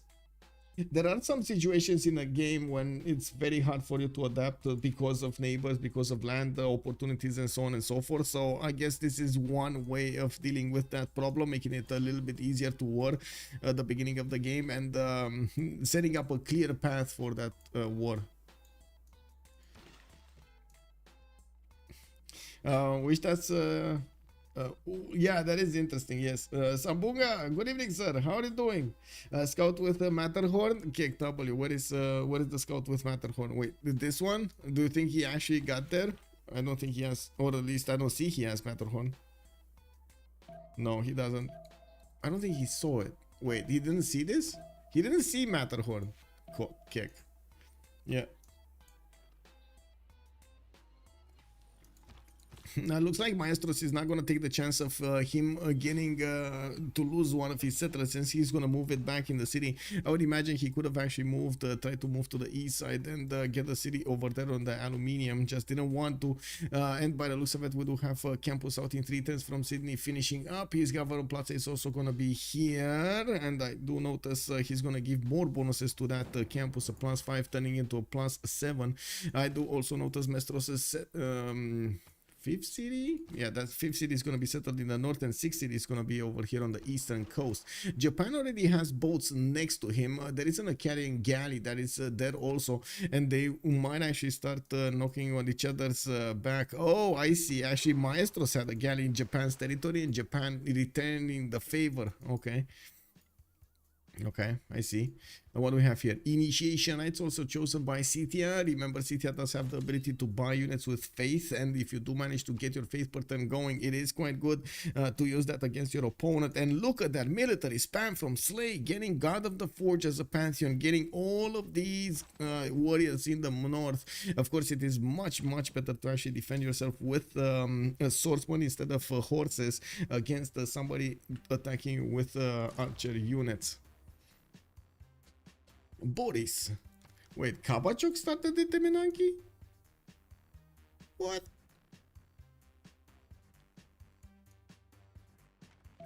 In the city of Susa, we got an encampment. In the city of Susa, we got Lady of the Reeds and Marshes. What? Wow. Look at this snaking Persian Empire moving towards the west side, directly in the face of his opponent Barak. Not gonna care about anything, man. He's just gonna play as a city and an encampment right in his opponent's face, the city of Ray, getting quite a few bonuses from that floodplain tile. Ancestor Hall also finishing up in 2 turns. I do notice Kabachok is going to go wide quite a bit here. He wants to plug the choke. He wants to keep Barak as much behind those mountains as possible, while he's going to just get big, build muscles behind these mountains and try to punch through when the time is right.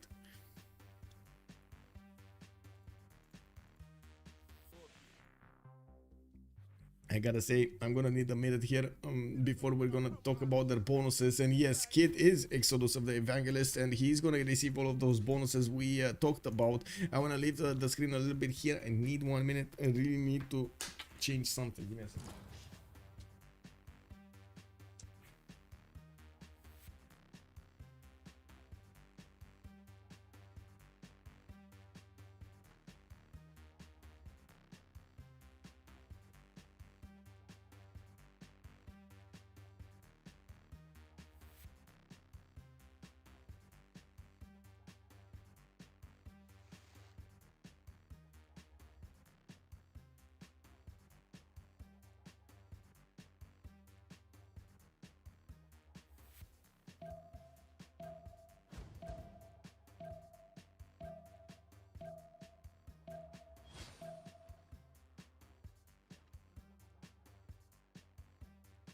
Okay, there we go. We got some juice in the meantime also. So it looks like the city of Sheffield is gonna try to get a general. Is he gonna be allowed to?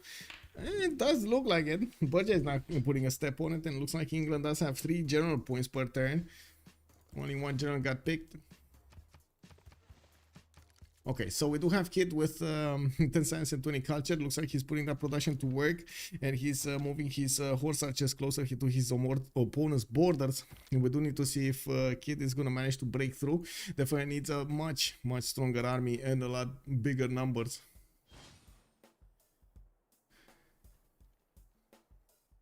We do have also Barak with 19 science and 19 culture, 12 gold per turn. Cleopatra Egyptian is gonna try to defend himself against, might even push against Persia, because Persia has not made any unit here.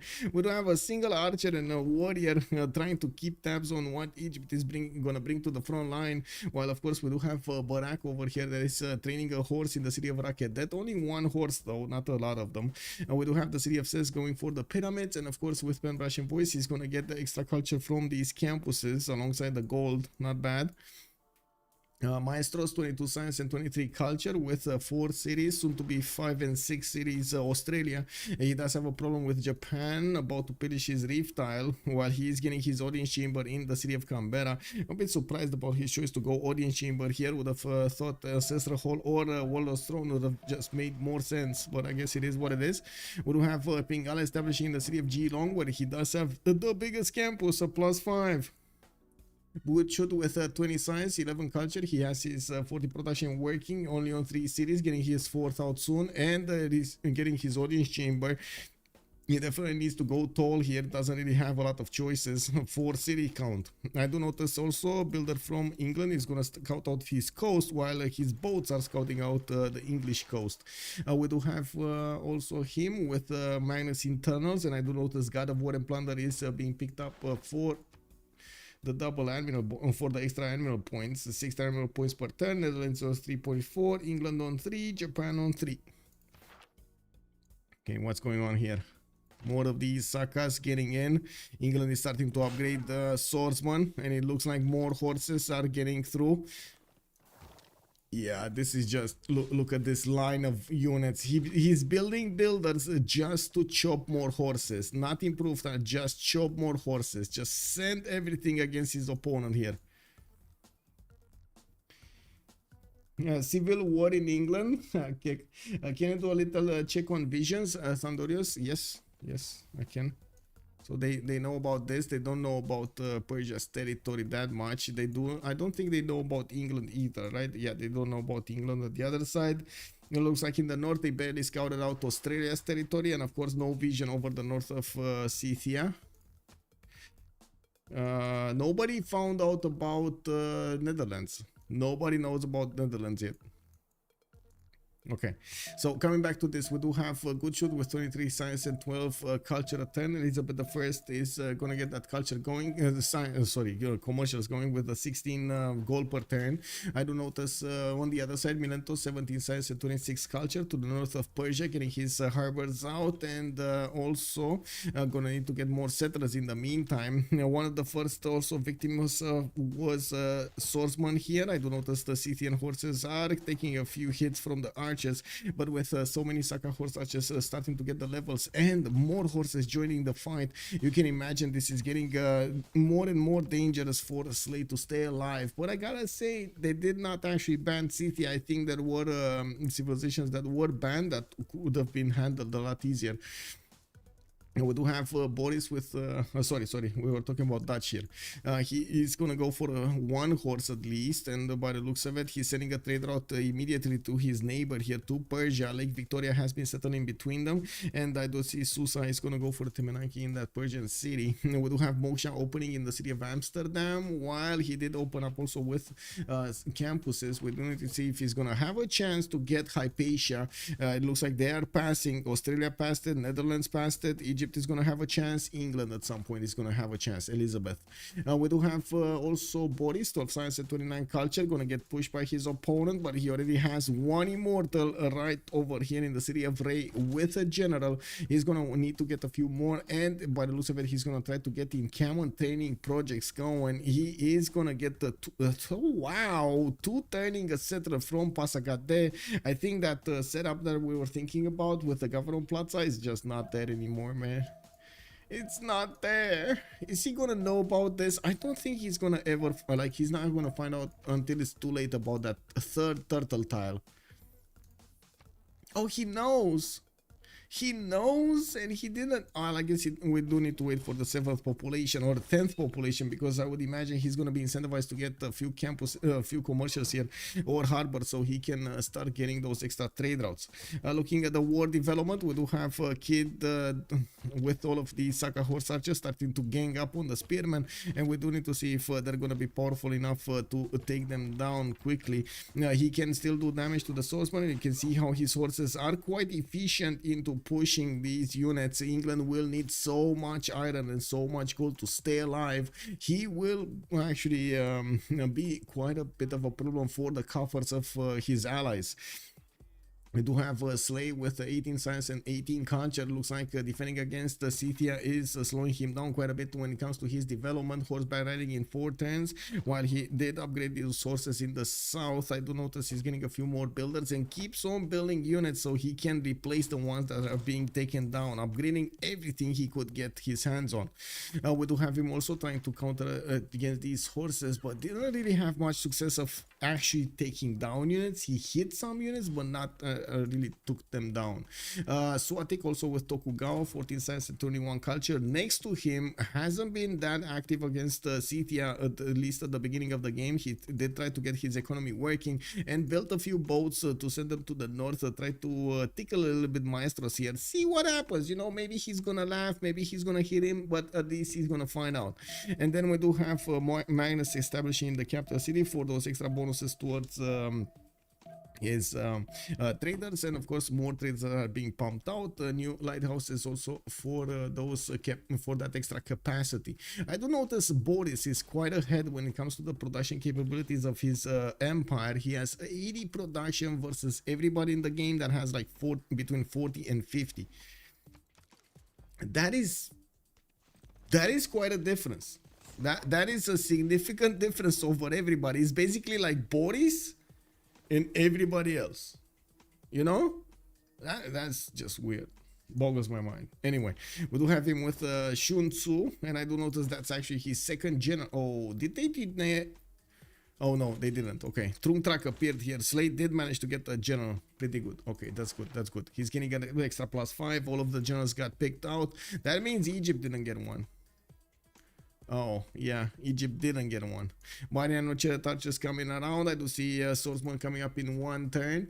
We did have also Boris going for Exodus of the Evangelist. He's going to get extra protection towards his units and building up a Temple of Artemis here in the city of Tarsus.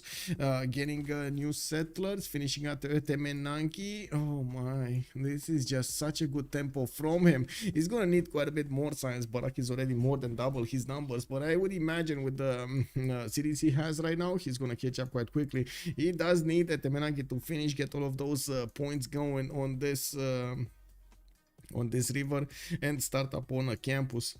I'm actually quite curious. This is a bit of a different way of opening up. Most of the time, like I would say 95% of the time, we have seen Persia opening up with commercials, even if he was at war against somebody very close by. Okay, some war moves. Tokugawa should have better stats than 40. Let's see. Well, let's see how he's gonna go. I'm a bit surprised about his city count though. Only 4 cities. Interesting.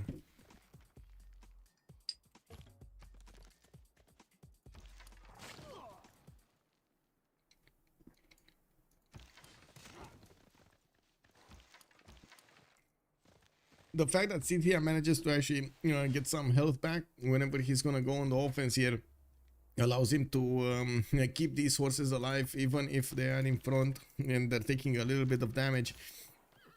We do have actually England right now with significantly stronger units with the swordsman. They are 49 strength about, I would say. Yeah, but these, there are way too many Saka horse archers. That is the problem. If there were only horses from Cynthia, that shouldn't be that big of a problem. Even with the extra +5 on the horses, but with so many Saka horse archers able to do so much damage so quickly against one unit, that is what is breaking over here the defenses of Slay. Well, I say breaking, but we do just see more and more armies, more bodies being thrown at that border to the north of Bradford and Sheffield. So I would imagine we're gonna keep seeing them fight each other out over here until one will just miss the timing on getting new units, getting new reinforcements. And on that note, I gotta say, One Nation Kid is not giving up on the pressure. He's just sending more units to the south, while One Nation Slay, the other nation Slay, is actually doing walls.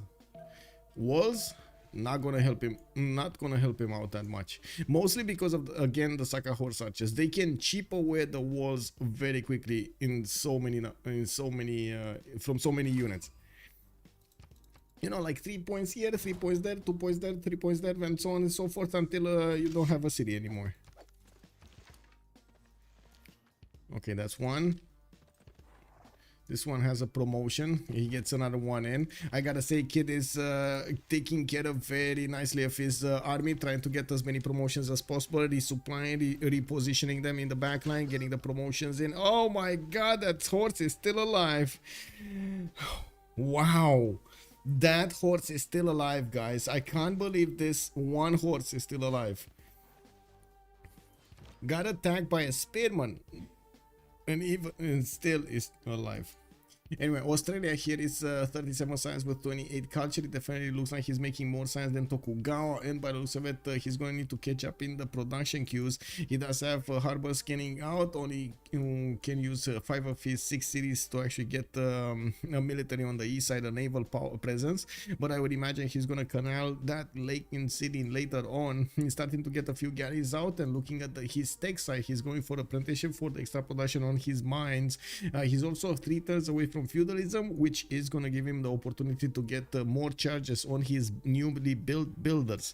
I do see Temple of Artemis has finished in the city of Tarsus. Didn't Temple of Artemis get nerfed too? Wasn't that like 3 food instead of 4 food or something?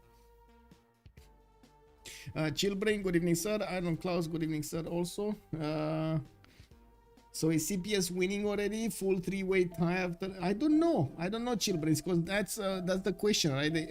Both teams actually have one exposed nation. On one side it's Egypt, which is clearly kind of like behind Boris Kabacho here. Boris just has such an insane tempo, I gotta say. It's, yeah. I mean, yes, his size is not great right now, but with 100, he has double the amount of production that Barak has right now. And he's getting that Pingala in Ray, he's getting more horses, he's definitely going to improve a lot quicker his territory. He has the opportunity, oh my god, to place that +6 campus, and he's not doing it. I mean, I guess Boris doesn't like science. Okay. Boris the science hater. You know, that is what it is. He doesn't like science, it's fine. Or some would say he likes the science at the correct moment in time. I mean, you don't want to disturb the district discount and discovering technology / increasing your prices for every one of your districts because and everything else because you did that. Yeah, I mean, yeah. There's a lot of, you can imagine a lot of numbers going on through Boris's head over there about this. Kind of weak lineup for the Komanda now. I wouldn't really say the nations are weak. I mean, you know me. I'm not that big of a trust. I don't have that much of trust in Wilhelmina's power of actually winning a naval warfare against like dedicated naval civs like England or Dido or Norway. But it's still good. It's still good. You can get something out of it. Now. We do have Boris over here with Persia, which is a good all-around leader anyway. We do have Slay with England, Age of Empire. Again, very good nation. It's just like... Unfortunately, he couldn't actually get that big in this time. And from what I do see, Scythia is actually giving up for some time to attack the cities because they got the walls. He's repositioning his army a little bit to the west side here and keeps on getting his bonuses. He doesn't have a fourth city, but he's getting his Warlord's Throne in 4 turns for more production towards military units. And I do notice a campus from Pazirik. That's only going to be a +1 though. Not really a good one. Well, at least he does have Pingala over there. He's on 16 science and 22 culture, and I do notice he definitely needs a lot more. Wow, getting catapults? Whoa.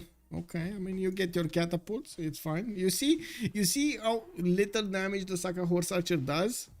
Okay, it's like what, 5% of the whole, maybe a little more. Like maybe it's gonna be like 6 or 7% of the whole wall. You have 2, 4, 6 Saka Horse Archers over here. That's a lot of percentage points taken away from one single wave of shots, right? You get to take down those walls really quickly with these units. But he also needs to go through all of the English other defenses like the Spearmen and of course the swordsman. It looks like he doesn't want to actually go into Bradford, and I do see Governor Victor defending that one. It will give an extra +3 to these units, and from what I do notice, Scythia is going to want to go against the city that has the least resistance, not the one with the biggest resistance. That actually is smart. I gotta say that's a smart move, giving up on a playing field, or I should say on a war field that you won't actually have chances to punch through. You know you're not gonna have chances to punch through, might as well reposition and reassess the situation. Very bad synergy with the remaining. Oh, I see. For you, it's Tokugawa. I mean, Tokugawa shouldn't be that bad. We've seen, I guess it's Sandro playing it, but I do trust that Swarik is also very, very good when it comes to outbraining his opponents. And we do have him getting a 5th setter soon, and he's gonna get a lot more science and culture. He's actually keeping up quite nicely with John Curtin. Not gonna lie, he's not that far. Oh wait, Total Tab is telling us another story here. Swarig is more than 150 science behind Maestros. That is a problem, and that is of course about the timing of the Australian campuses. They came very early and powerful. Okay, looks like Anshan is gonna get discovered and taken down quickly. Kid is just repositioning his army. I would imagine also England is gonna want to get his pikemen going. Looks like he's going mathematics in 3 turns here. While I do notice Goodshot hasn't been building a navy yet. He's getting all of his bonuses right now. Buttress in 2 turns, and of course he does need a lot of caravels if he actually wants to take out the English coast. Manchester and Bradford are susceptible to attacks from the coast here. I like Holland just have poor synergy with the other 2 civs. Oh, yeah. Colorado, good evening, sir. 1 less food. Okay, yeah. I was remembering the same thing, but I just wanted to double check. When the guy decides to build a wall, what he wants to say is, I die here. Yeah, you're not wrong. You're not wrong.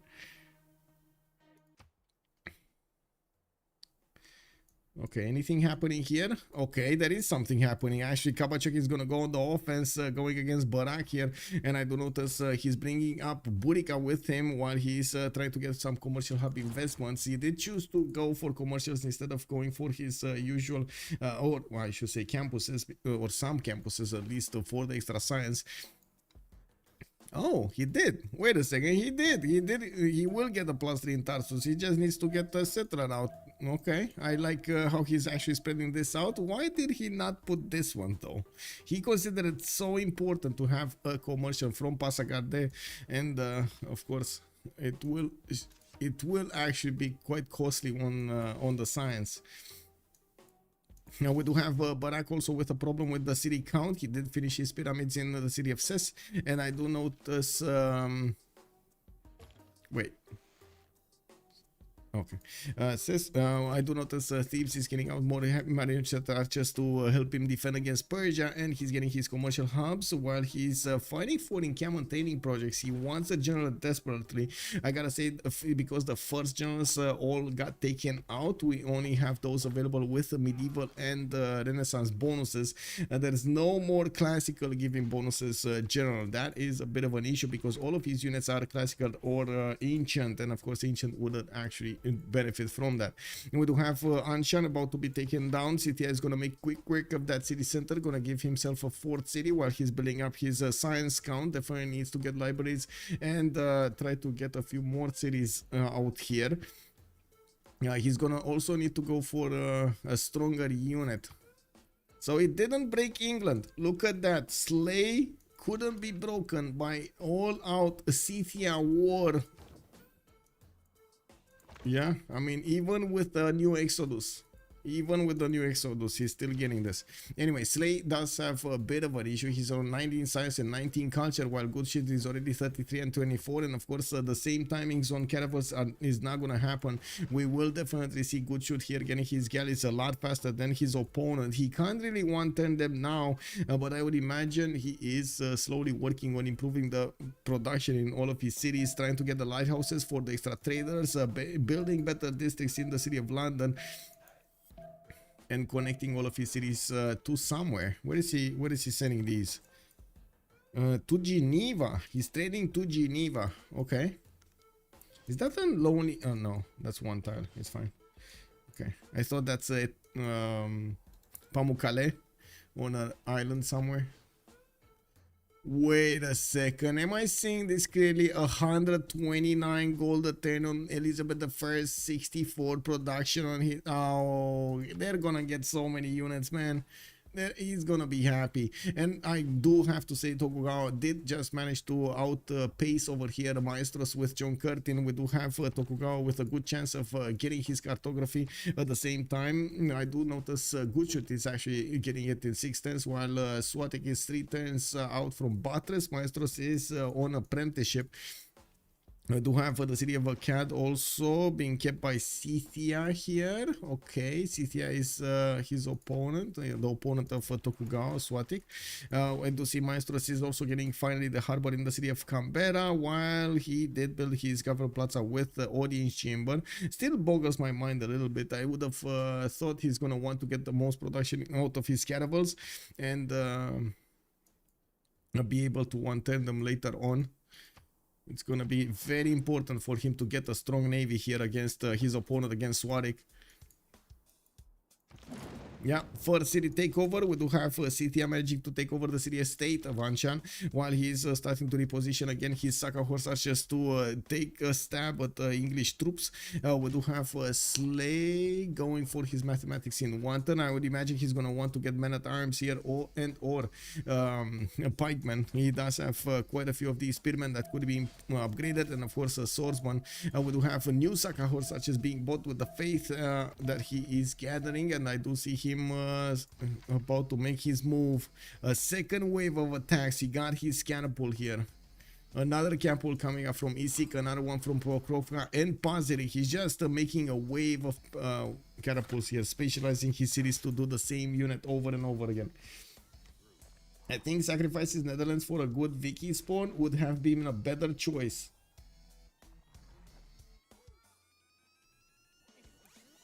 Yeah, Moonsrath is saying. Okay, interesting. But the last map was bad for both members. Yeah, it was kind of bad. They needed to...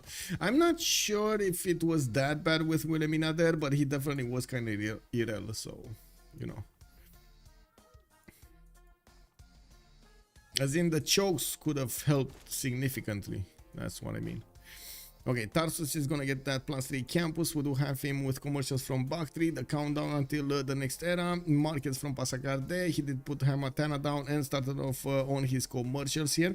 Now, I'm actually quite curious if he's gonna buy out that 3-ring tile on the east side, the +6 campus, or is he gonna try to do something else. He does have 1, 2, 3 +3 campus here from Hamatana, but this well, it is what it is. This would have been a +2, only +3 and 4 with the Governor Plaza in that position in particular on the east. That's not what it is right now. He's gonna get also another city here, which is gonna have the +3 placement to the south between the mountains and the lake. While he doesn't have a lot of tiles to use, I'm a bit worried about this placement. I would have, well, I guess there aren't that many places left to go for. Maybe this one on the river to the south. That's about it. This is definitely much better quality than this one is, except the campus. So much forest fire. Where are you going? Oh my god, it's gonna spread here. It's gonna spread here, and then it's gonna go to the city of Ray. Uh-oh. I mean, I think it's getting a little bit hot in Boris's lands. Just saying, you know, just a little bit hot.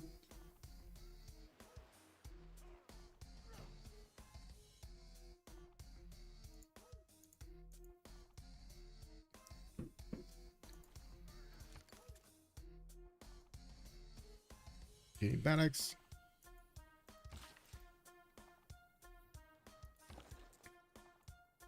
Oh, granaries here. Wow. Okay, let's see Kid start his attack runs. It feels like Slay is going to need to watch out for his horses here, for his swordsman, because these units are definitely going to be the first ones getting attacked. He does have whoa, wait a second, he's going, yeah, there we go, 4 turns military tactics for the upgrades for these swordsman and the spearmen. That is how much time Kid has to break through them and dwindle their number down.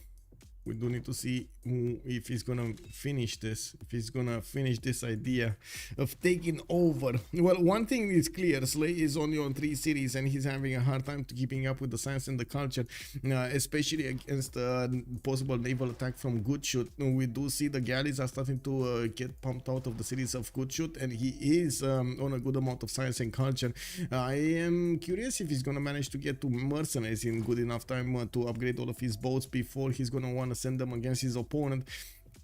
Yeah, we do have 9 more turns until the next era switch, and of course the attacks against England have started on both sides in the city of Sheffield and to the north of Bradford. We do have a need for stronger units here from Scythia to get onto the front line, and he is bringing them, last moving them in. Doesn't want to give that many chances for Slay to get to reposition or attack. The citizens are watching worriedly as the massive rainforest fire sweeps closer and closer each turn. Yeah.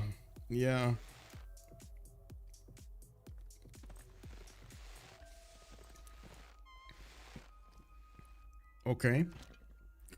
Somehow that horse archer survived. It's 0 HP. No, 2 out of 100 HP on the Saka horse archer. Wow. It does have a promotion, so that's a level 2 if he manages to get it out of there.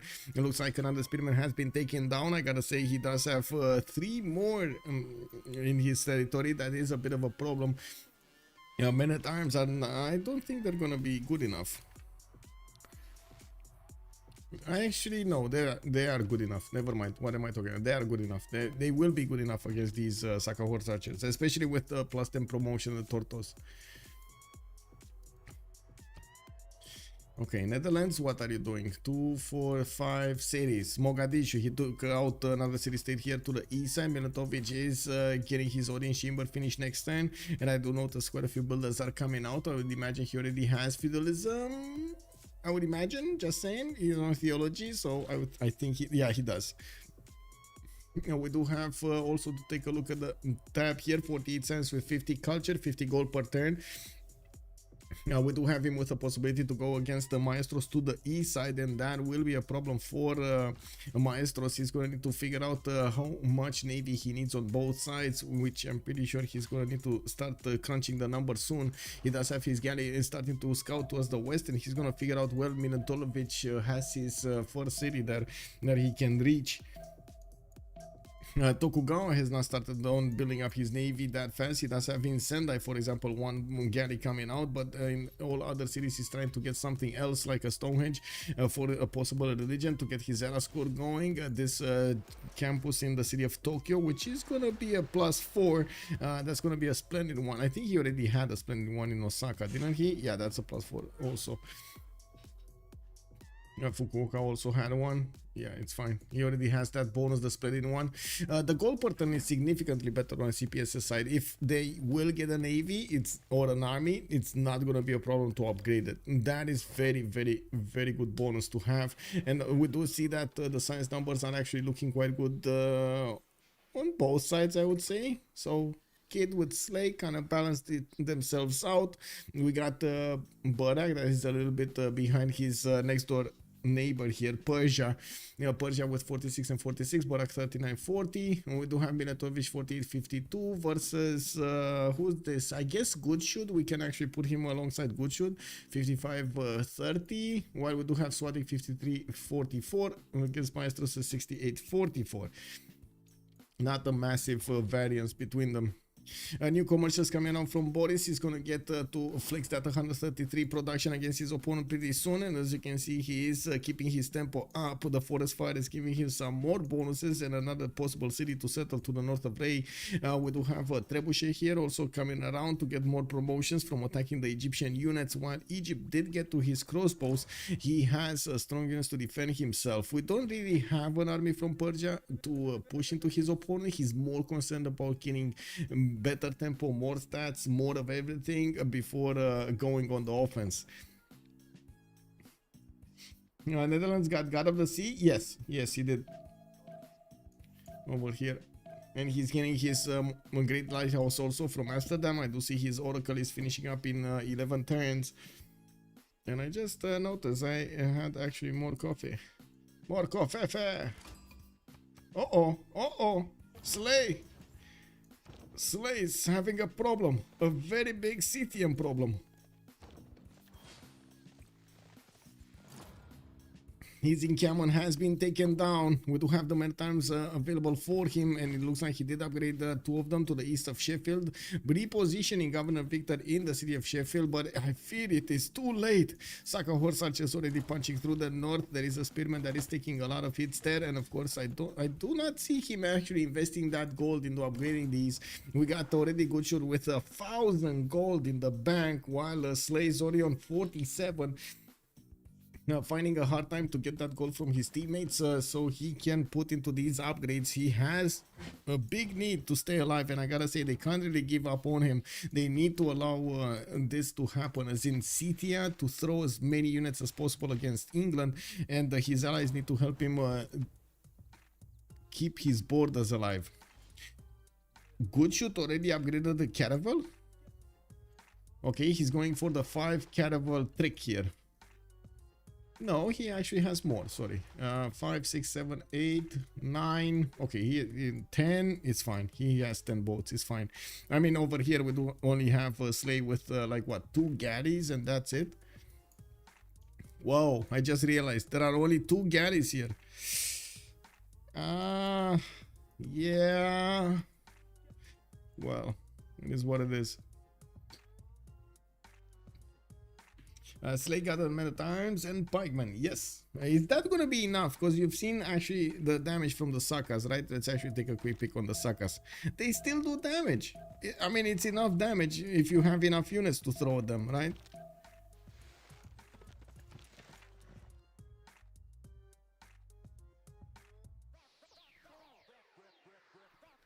Let's see the first moves, how they're gonna be like.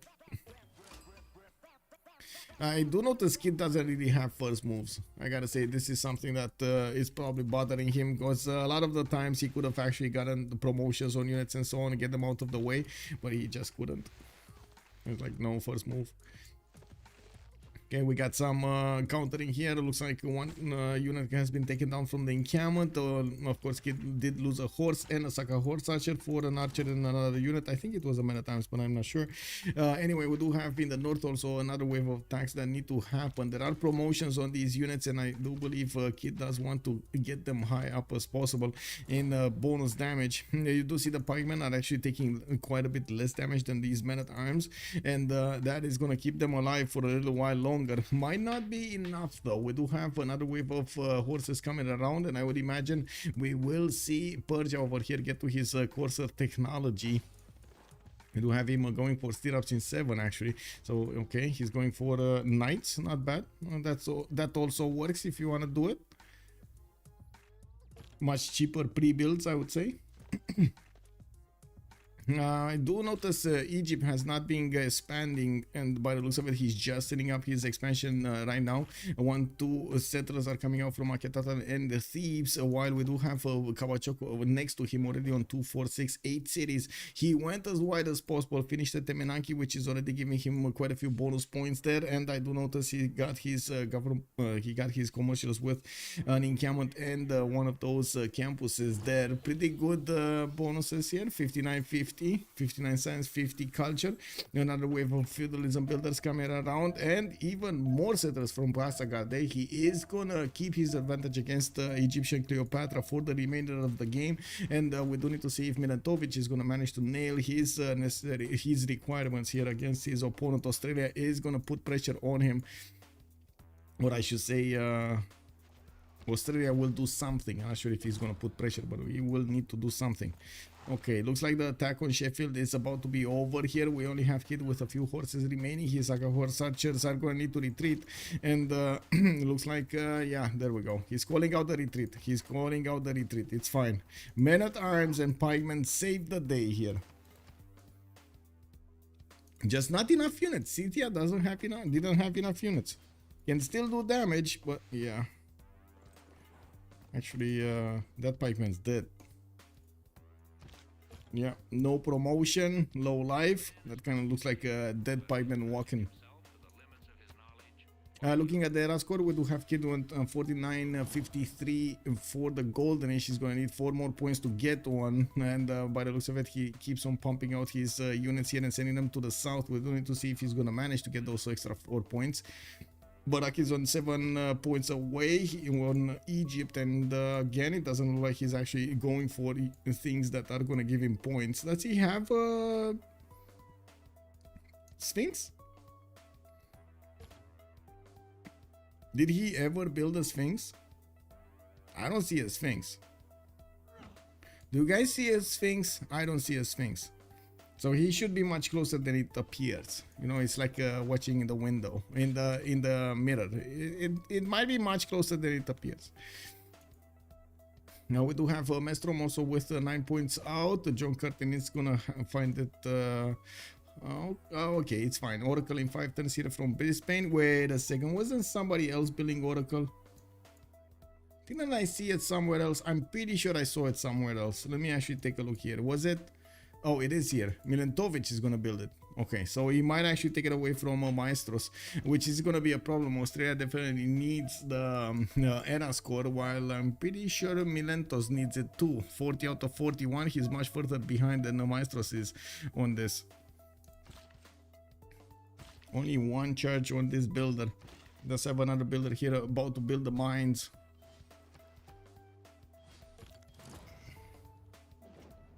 Hollander, okay. Senior Sour Cream, good evening, sir, and welcome. Okay, what's going on here?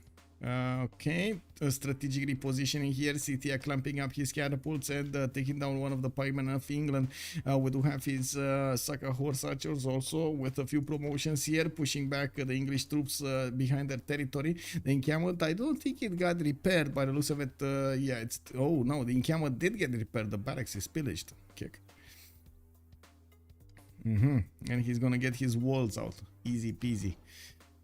Okay, let's see how fast Kid can actually get the new army out and upgrade it right in the face of Slay. I'm pretty sure Slay is gonna be hit by these caravels in just a few turns here, and the English defenses are probably not gonna hold up as well, especially when those frigates come around from good shoot. He is 3 turns out from square rigging, while his allies are going for military science, so military engineering, so he can get his niter. And we also have Guccio with 41 out of 41 points. He needs 11 more points if he wants to make it to a golden age, getting a few more campuses, but it doesn't look like he's going to manage to easily get the golden age. He did make quite a bit of a sacrifice to go first and get the caravels over England. Now we got Milentos also 6 points out, and by the looks of it, he's going to finish his great lighthouse. He did finish actually Oracle in Harlem, putting Maestros in an awkward position here. He's going to need to get the points from something. He has 45 out of 54, and as you can see, 2 turns for Mausoleum of Halicarnassus to finish.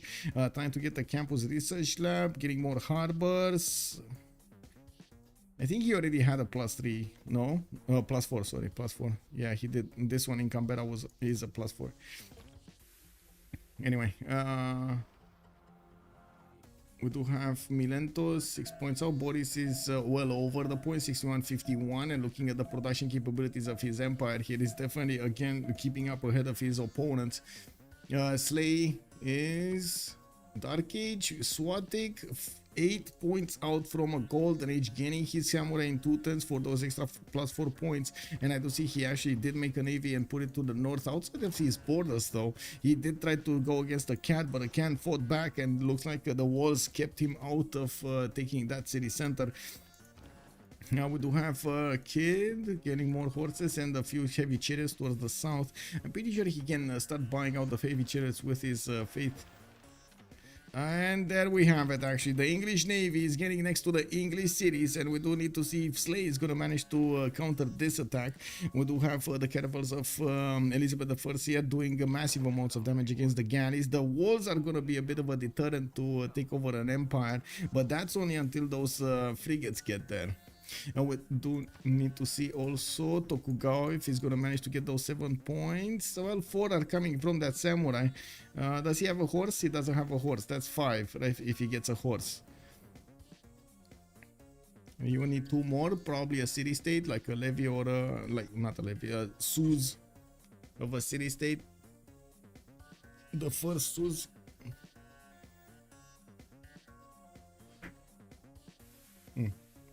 Madkus, good evening, sir. Who's leading overall in score? I don't know in score. Let's see in score. It's Team 0, 939 points versus 871. So yeah, at this point I'd say Slay is going to full die. Does he have a levy play? Not really. He's getting a lot of catapults, and I do like this. He's getting exactly the units that he needs to attack into his opponents with some form of success. The archers do have a penalty attacking into boats, as you can see, a -17 penalty. They're not good at all attacking into this. I mean, of course, if you don't have any option, they're still good because you don't have any option, but yeah. Now, what is Persia doing here? Persia not flexing yet, I gotta say. Boris here is trying to get so big, so much bigger than Egypt, and he's kind of succeeding, not gonna lie. Oh my god, all of his farms got taken down, all of them. Wow. City of Susa getting hit by flood after flood here, but this land looks amazing. Okay. Okay, we do have a lot of Scythian heavy chariots coming around. I do see 1, 2, 3, 4 at the moment, and we do have a Kid here. What is Kid? Kid is construction in 2 turns, mercenaries in 4. He doesn't have stirrups yet from what I do see. He does. Never mind. He does have stirrups. He does need the gold though to upgrade. Next turn, good shoot is gonna get his swearing. He did manage to punch through the galleys, initial galleys that England put out to defend his harbor. And as you can see, he's passing through caravels, his caravels through the English territory. He's gonna try to get. Oh, he doesn't have where to go. Slay is trying to get behind him on Japan's island, but that island is kinda small, kinda tiny, and it's gonna be a hard place to actually hide his cities behind. There's no way to run. Then Dingo, he has escape. Is he escaping though? You know, there's having an escape settler and there's escaping. I'm not sure if he's gonna escape this one, man. It seems this navy of good shoot is just gonna plow through, man. Especially, of course, we do have in the north also Maestros here getting a bigger navy. He's gonna have his catapults in not that big of a time, as of course he does have good science and culture.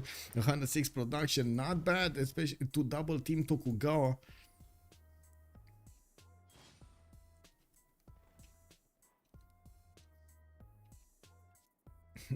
Great people update. Let's see.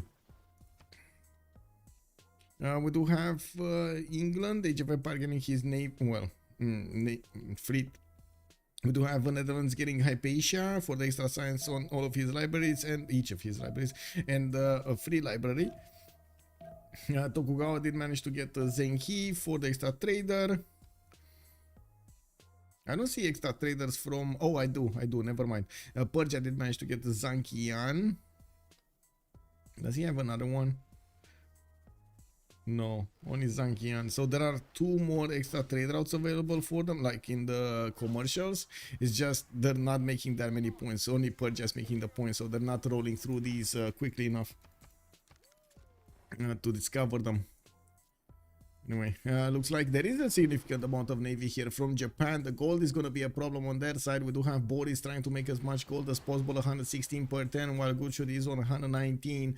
Looking at the coffers here, they are sitting on more than 1,000 gold, so I would imagine he is going to have a few funds to use. Scythia also getting his... knights here, upgrading heavy chariots to move towards the south. We do need to see if he's gonna have enough strength to punch through. Again, he's gonna need to make use of a lot of his Saka horse archers to manage to dwindle the number of points of damage on the pikemen. We do have good shoot and his what do you call it? I think he needs a transport, a shipment of niter, an express shipment of niter needs to be sent to the lands of England here. Did they? Oh, we just jumped in. I do see Barak normal age, good shoot normal age, Dark Age on Slay, and Golden Age on Swati. He did manage to get it. So Slay, at least he's gonna get to put the +5 on his units, and that will make them significantly stronger. Now we do have Barak, normal age, good shoot, normal age. He cannot actually benefit from the extra +5 card. Looks like Slay is getting his catapults to fend off his attacker here. You know, not a lot of damage, but still enough to do something every turn. I also want to mention we're going to have a pause of 2 minutes so we can go through the Congress, and we're going to come back after that to talk about their next points, their next moves. Mad Coos has joined the round table.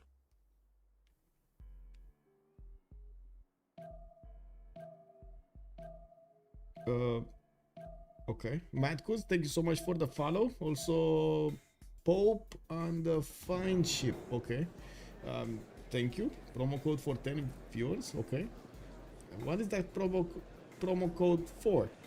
I don't know. I mean, maybe you don't really want to click on that. I'm just saying. Anyway, let me see. Faith. But yeah, digital.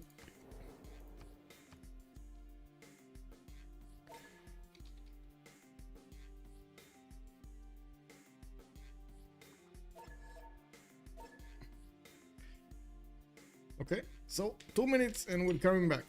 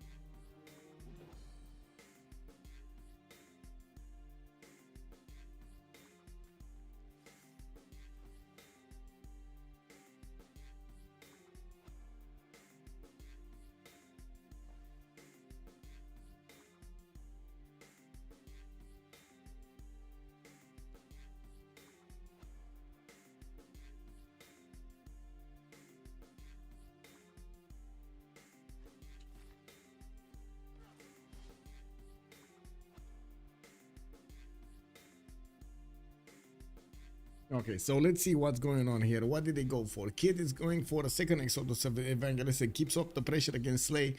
We do have Barak Normal Age, Maestros is Penbrush and Voice Golden Age in the north, sending actually a horse to, oh whoa, a trader to the south, creating a pathway towards Tokugawa on land. And while we do have Tokugawa with his big navy on the north, he's kind of out of his borders. He's gonna get a city there and gonna allow those boats to get their caravel promotions. I do notice good shoot, normal age, unfortunately not a lot of science on him. He's on 62 and 30 while Swatek is 99 and 69. He needed to actually retreat a little bit his caravels from attacking Manchester because of those catapults and the walls in there. He couldn't really do anything about it. He's gonna need to get his frigates out and about, and you can see he's building quite a few of them in his territory, quite a few quadrims that are gonna take the shape of frigates afterwards. We do have the Knights of Scythia that well, they are encountering problems here. He does need a lot more if he actually wants to punch through, and I would imagine also quite a few more ranged units to help him out here. I do see Melantos also with 109 science and 58 culture is gonna get this navy on the east. He did build the caravels, and he might actually want to keep on going until he hits the cities of Maestros here on the east side. Doesn't really have a lot of boats here, and he's getting his triangles of polders, so he gets the extra food going in his waters. Not bad. An industrial zone in Amsterdam that is going to be finishing here. That's a +5, easy peasy, not even needing an aqueduct. Getting his setup going with a government plaza in between multiple campuses, and I do see he did get at least a theater square. I guess we did have the discussion with at least a theater square. You can see how he's with his free inquiry golden age, he's managing to keep up with the necessary culture he needs. Now we do have also Boris with a free inquiry golden age jumping up to 139 science and 64 culture. It definitely feels like over here Barak is slipping behind slowly but surely. We do need to see if Boris is going to start to get an army, and at what point. At the moment he just is happy to get a lot more economy and setting up his production in all of his empire before going to any kind of war. Slay 26 science and 8 culture. He has a significant problem, doesn't have his golden age or normal age bonuses anymore, and he did drop down to a dark age. He probably did plug in the +5 card, so he gets a little bit more damage on his units. Or did he not? He did not actually. Wait, there's no +5 card on him. What? Give me a second. What is it? Slay. Yeah, he's just using bastions for the extra defense of the city center. This is extremely useful, by the way, if you want to defend yourself. And I was talking about this one, the Twilight Valor card, the +5 combat strength for the melee units. Anyway, Swadik with 100 science, 70 culture, 139 production. Looks like he is trying to get more damage against his opponent from a spy intelligence agency. Is going to finish in 3 turns, and from what I do see, Australia is seeing the Japanese boats getting closer to him. He did upgrade most of his caravels, and the Maestros does have an admiral, while I do not see Japan having an admiral. We do need to take a look at quickly the admiral screen. Isun Sin is going to be the next one, and it looks like they rolled through quite a few of them in the meantime. Let's see, what is it? Himerios, Australia. Zenki is on Japan. Oh my god, don't tell me he actually activated Zenki for the extra trade route. Oh, he did. Man, he had one admiral, and he activated it. That's unfortunate. He's gonna need a lot more points to get to the next one. He only has 8 per turn versus the 14 that Netherlands is making, and England making 15 points a turn. That is a problem. Now we do have let's see, Netherlands having 1. That's about it, right? Yeah, I guess Rajendra Kola is also there, so England has 1. Yeah, England Elizabeth, not England Slay. Anyway, this game is over. Gathan is calling it out. Okay, let's see. Persia finally put down the +6 campus. He did. Oh my god, turn 50, what, 58 campus, +6 campus in the capital that he could have built so much time ago. Oh yeah, it is what it is, man.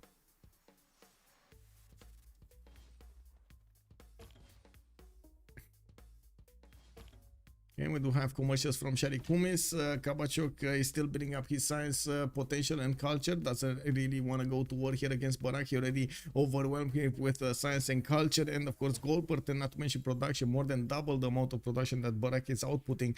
While in the meantime, Barak is busy getting a few more markets out. He has a significant problem actually trading with anybody. There's nobody here to actually get the synergy going with him, with Egypt.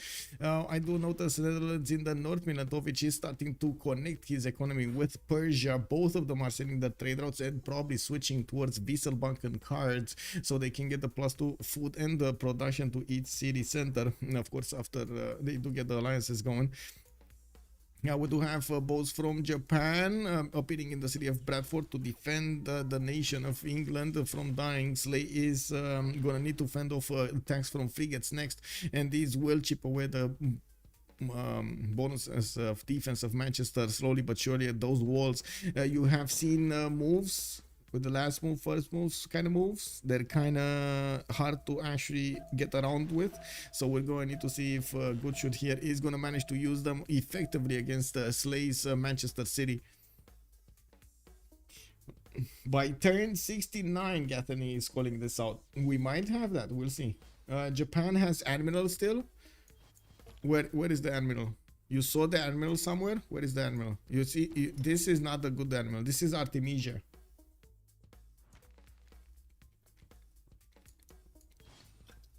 Is it somewhere else that I'm not? Oh, he does. Oh my God, sorry. Yes, I stand corrected. He actually has it in the city of Bradford. Sorry. Yeah, Swadi knows, man. Swadi knows. I don't know why I doubted him. I don't know. He knows, man. I want to be quite quick to say so. Egypt is falling behind Persia a fair bit. Yeah, it kind of looks like it might turn into a 3 versus 3. And I think it's all about how Tokugawa is actually going to play here. He has a big responsibility in front of him. First of all, fend off Maestros. Second of all, fend off Good Shoot from the south. If Good Shoot gets a foothold in the city of Manchester, for example, it will be so much more easier for him to actually go against the Japanese Navy. And Japan will need to pump out navies on both sides. That is going to be a problem. I was expecting some form of pressure here from Milantovic to go against Australia, and of course we do see that some of his caravels are starting to move, but he doesn't really have a standing navy. He's trying to get more production capability out, while Maestros is a little bit behind in that aspect. They're not that far apart from each other. 125 on Milentos and 109 on Maestros. Both of them with a good amount of science, but a little bit better on Milentovic, sorry. And 69 culture, while Maestros has 60. Ooh, campus research grants. Are we getting to whoa, we are so fast on discovering Isaac Newton. We do have Australia going for the projects here, and I do see he does need 2 more turns to get Canberra to finish that project for him to get that scientist. His navy is starting to move to the south. CAD is his allies city state, but that also means he cannot pass through his borders. He's going to need to do something here. And Japan should also have a strong presence on the, I would say, over here. Tokugawa, if I remember correctly, doesn't get the, what is it, winds of the samurai or something. How to say, the +5 on shallow water tiles, right? Tokugawa gets the other bonuses. Let me just double check that. Yes, Bakuhan bonus instead of the Divine Wind. Okay, yeah, Divine Wind. Whoa.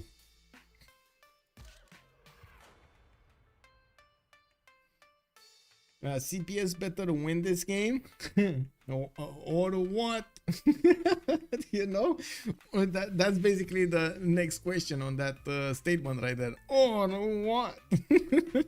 Let's see if they're gonna pull this off, man, because it does seem like they're getting into a mud fight here against their opponents. We do have England moving in with his frigates against the city of Manchester.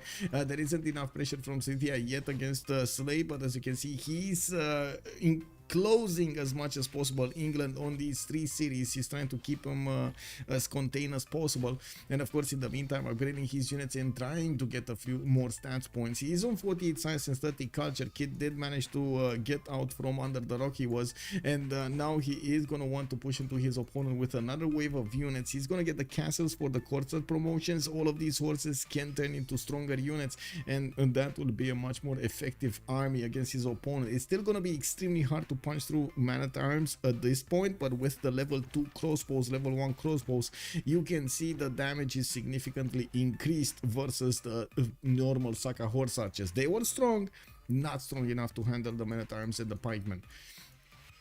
Now we do have Tokugawa plucking the choke next to a cat. Like I was saying, this is going to be a problem for Australia. It's very hard to punch through this one tile choke here. Unfortunately, he cannot use this tile from a cat. He might actually want to get a few units to go on the other side. You know, deploy a second navy there. Oh well. Now, where are the griefers? These are the griefers? No, these are just defensive units. Wow. Okay, no griefers? Wow. Where are the griefers, man? Anyway. Manchester looks like it has about 3 turns to live here. The frigates will definitely chew through that wall very quickly, and we do have quite a few of them pre-built here in the lands of Good Shoot. He does need to actually upgrade them and send them to the front line. There's quite a bit of distance to cover, and I'm sure he will use he actually need more boats here. He can use more boats. Need more boats, use more. Yeah, you know what I mean. Okay, nothing much is happening here. Maestro's just moving around, doing some fleet maneuvers, you know, it's fine. We're just passing by.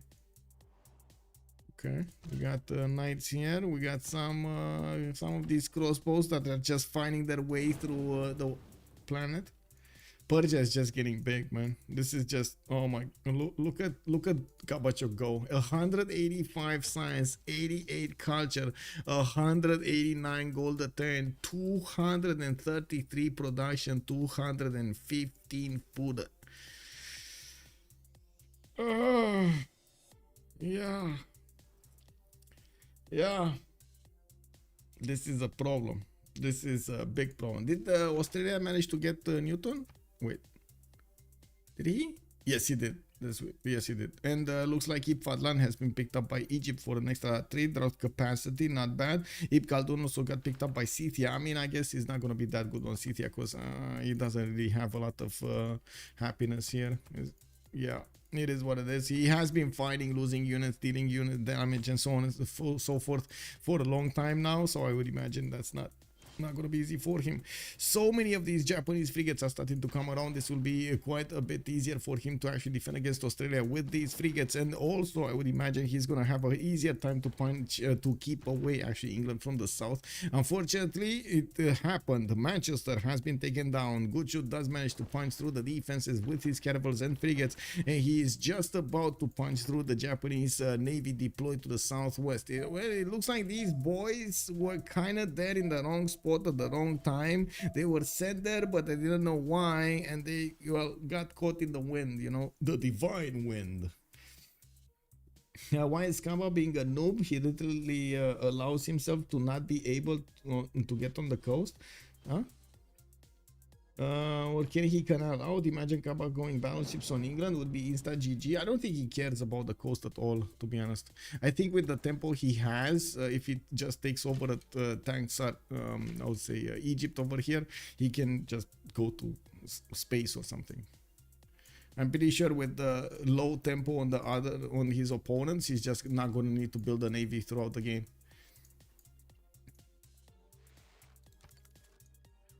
Like there isn't much science on England to counter this. There isn't much science or production on Australia. Both of them are actually getting to attack Swarik, so they're gonna concentrate here while Kabachok just sits in his corner and tries to do everything else other than war, you know. And this is the result: 183 science, 89 culture. We're gonna need to see how and if Tokugawa is going to manage to do this. That's why I said earlier, it's all up to how Swarik plays this. Like it's almost irrelevant if Slade dies here or actually loses his series. It's how Tokugawa handles this.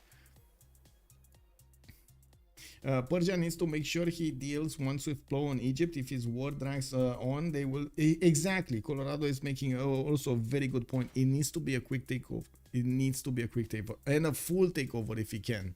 Oh, finally we got Barak sending the trade routes. Oh my god, getting that gold. And Gucci just jumped up to 207 gold at 10. Barak is 109. Getting the trade route singing. Yeah. Very good, very good. I can't believe he was so far in the south here. But anyway, he's gonna get Reina in there. Intelligence agency in Rocket that I do notice Boris is putting his trebuchet core to work here every turn. He's getting more experience on these boys. And we do have him getting the universities up next. He's gonna get a lot more science. A lot more science very quickly.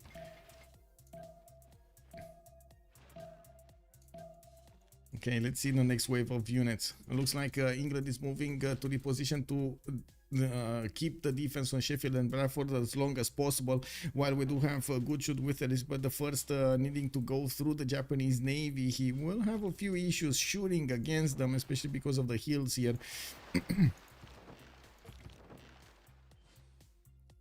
I think he... Wait, only brought 2 of these frigates? No. Only 2 frigates? That seems like a little bit underwhelming. What's happening here? It looks like Australia is getting his pound of, or I should say Japan is getting his pound of flesh against Australia. Just taking away a cat from Australia's grasp. That is bad. That is very bad. Maestros here needs to fix this somehow. He's trying to get the production up with the shipyards, and I gotta say this is a major investment that returns quite later on, quite a bit later. And if he doesn't actually get his pre-builds going, he will not have enough production to do everything he needs here. Yeah, but it's... Oh, wait a second. Yeah, I did say Maestros here 119 production, 112 science, 68 culture. Has the science to keep up with Tokugawa production? I don't know, man. Tokugawa got a lot of pre-builds and upgraded them. That is a significant amount of production saved up there.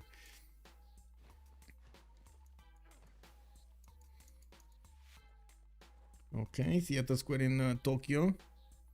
A +4, pretty good one. Diplomatic quarter in Fukuoka. I think this is again the weakness, right, of Tokugawa to the southwest. He put everything to the north against Australia.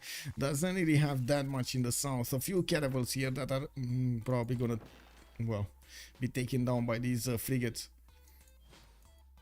Where are more frigates? Why is he not coming with the next wave of frigates? Where are the quadrims? Why are they sitting in Bristol? There are like 3 quadrims here just sitting. Just not doing anything.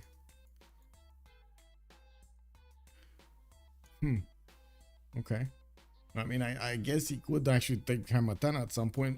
I don't think that's gonna be that important though. Anyway, we'll see. Matt Beats, Komanda has an easy win from here on out. It might be all because of Kabachok. 214 science, 95. Oh, and actually, wait, we need to count Dutch here also. Milantovic, right? With his, he does also have a lot of science and culture. He could definitely play the naval game here against Australia, and with the help of Swadik, managed to overwhelm Australia. That would actually put, like, make this a 3 versus 2 situation, which is going to be much harder to play. Okay, Maestros.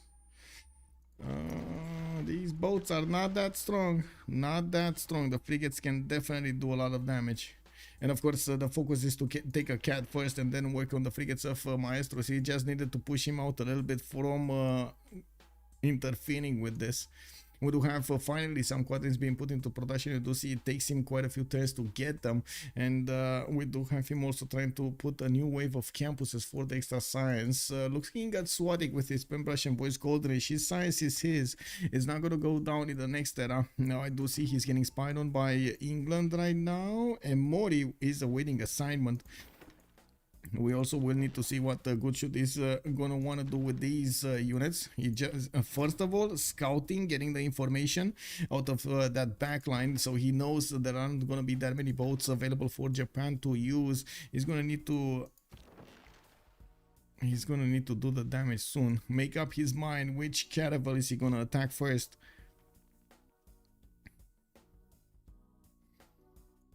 Kabachok, Spies, Ray, Science, going. Oh yeah, so many universities. Another one of these campuses, a +3 here next to the government plaza and the commercial. We do have him with a decent amount of production throughout his empire. 250 points of production. Oh man, yeah. I mean, he kind of balances out Slay in the game, you know, like he kind of balances out Slay in the in terms of production. He has enough production to give to Slay, so he's with everybody in the game. Low production CPS, yeah, they're kind of low on production. Persian needs to make sure he deals. Yeah, where is Slay Escape Settler? Slay Escape Settler, here.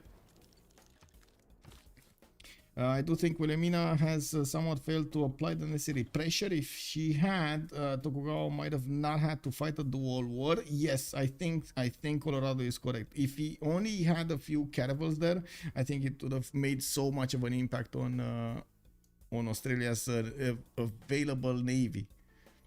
What's going on? Urgency? Oh, okay.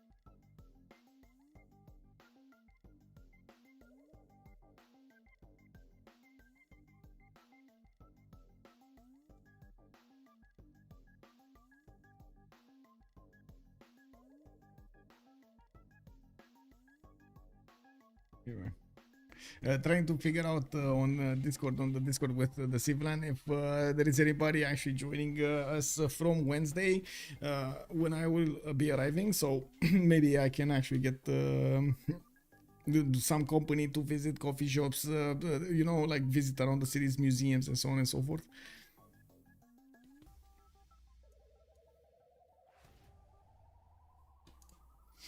Not a tech pause. I don't think it will be. I don't think it's a tech pause. I don't know. As in, I don't know how long it will be. They didn't really call for a 10-minute pause.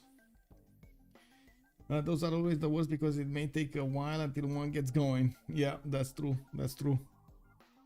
Well, hopefully he wasn't out of the game. I'm pretty sure he's just like he needed to go to the toilet really quickly, or maybe he had a courier arrive.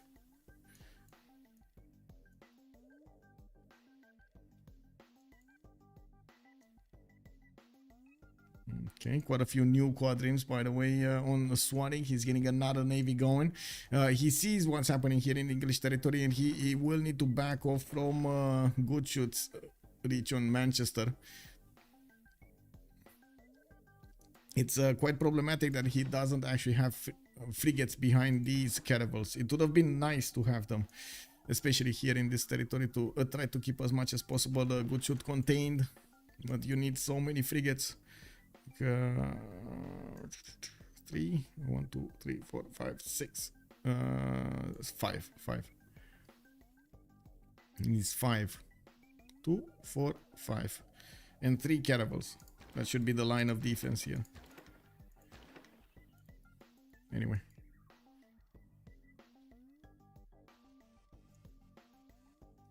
Coffee is rather the thing, isn't it? Yeah.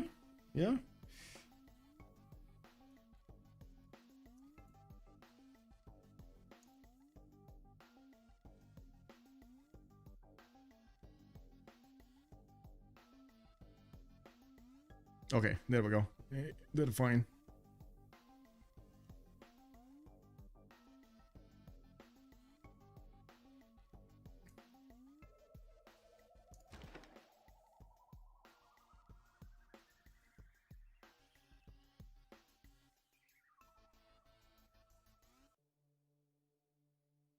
Just waiting for the team plus from Komanda.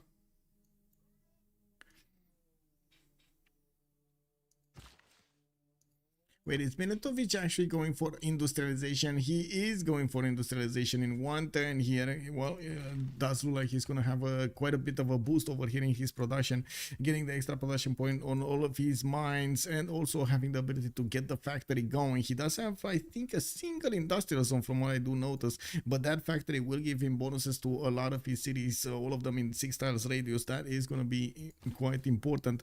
Miletovic also getting a few more cities, or I do see the settlers out. I do see Appeldorn has been settled to the west side, and I do notice another one is moving to the east between it and Mogadishu. He will have a significant power a little bit later if he is going to start to build up a navy. We're going to see how much production will he be able to scrouge until then. Or accumulate, I guess, until then, I should say. Cynthia moving a settler closer to his opponent. It looks like he is bringing another trebuchet to hit the city of Sheffield from the northwest. That will be strong enough to punch through the wall defenses. And by the looks of it, finally they got a team plus going. Okay, we're halfway through the medieval era, and we do have quite a few wars started. Persia did not start on the war, but it looks like the competition is definitely skewed towards him. He is favored over here to win the warfare against Egypt if it comes to that. While we do have Tokugawa fighting a 2 versus 1 war, we do have Australia in the north that is trying to keep him out of there, but you do see these caravels of Australia just don't have a chance against Japan's boats.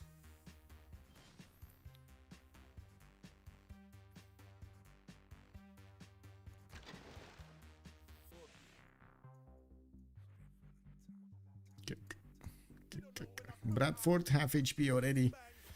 Oh yeah, that looks like a dead nation right here. Well, Slade's still gonna survive with this city, right? Somewhere he's probably gonna want to take that tobacco tile, 1 tile island. But I gotta say, this is not really ideal. You do want at least 1 other tile or 2 other tiles, 4 other districts. Not only the harbor. The harbor is easy to get, but you do want the diplo quarter so you can actually help out your teammates with the diplo points. Oh, Thou shall be knighted primer. Marlok Mage. Marlok Mage, thank you so much for the prime, sir. Thank you. Let's see what do we have here. Somebody's upgrading a lot of stuff, but I don't hear. I don't know where. Let me see. Somebody who's upgrading a lot of stuff. Is it England? Probably not, right? No. Is this? Oh, I see. It's Goodshot. Actually upgrading his next wave of boats. He did have another 3 quadrims, and I do see 3 caravels did get upgraded also. He's getting one of his spies out, and of course already sending them towards his opponent's territory. He does need to get an ironclad to flex against Japan. Japan's borders from the southwest are in danger. It looks like it will be a little bit more time until Goodshot's secondary navy gets there to beef up the numbers, but by then he does and will have the number superiority over the Japanese defenders. Now we do have another wave of Japanese boats getting out of his cities, but if he doesn't retreat right now and gives up on Bradford, that navy is dead.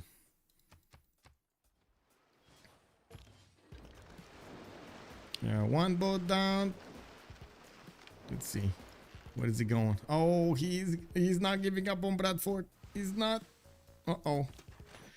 I mean, that is a problem. I don't know if you realize it, but that is a problem. We do have the quadrims on the east side still taking their time to get out. He does want to reinforce his northern navy, while of course he does deal quite a bit of damage to Australia. Australia is bringing up some privateers, and I do see him finishing up his quadrims, his first wave, bring a new city there to get to upgrade them a little bit closer to the front line and get that new city singing. While Scythia did put Kul Oba, he's starting to do the damage against both of the cities of England from afar with his trebuchets, taking down the walls quickly. Oh yeah, look at that. Another caravel has been taken down. Only 2 left and 1 frigate. Not enough critical mass over here of boats to help the defense, or I should say help enough the defense, so the reinforcements are gonna get there in a good enough time to build up more and more defenses.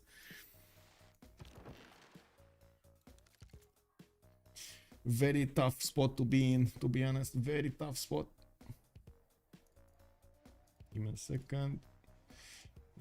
Ooh. Okay.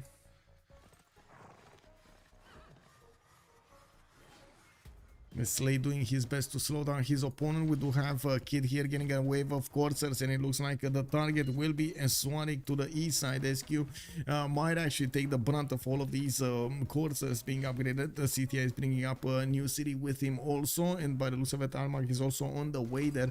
There is only a 1-tile choke that is at the moment defending by a single archer, and of course he could actually try to keep a frigate there, but the frigates are so much needed somewhere else. As you can see, Japan is losing the southwestern war here against England, against Gutschut. And I guess this actually balances out a little bit, right? That is the problem. We're going to need to see if Kabachok is going to be on point with his science so he can get the science victory here, or nuke everybody out of the game alongside Wilhelmina. Otherwise, they're gonna have a very hard time keeping up with everything. We'll see. If they lose 2 members, this is gonna be significant. Well, 2 members. Wait a second. Yeah, 2 members. If they lose Slay and Swadik.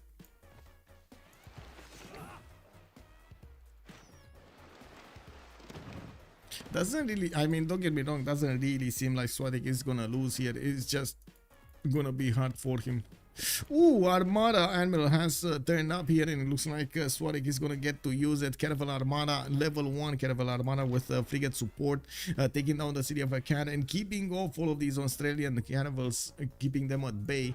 We do have, oh no, massive mistakes here from Maestros. Unfortunately, he didn't give away his niter in time, and the frigates actually started to converting his cities from quadrims. This is gonna significantly slow down his fleet ability to reinforce the front line.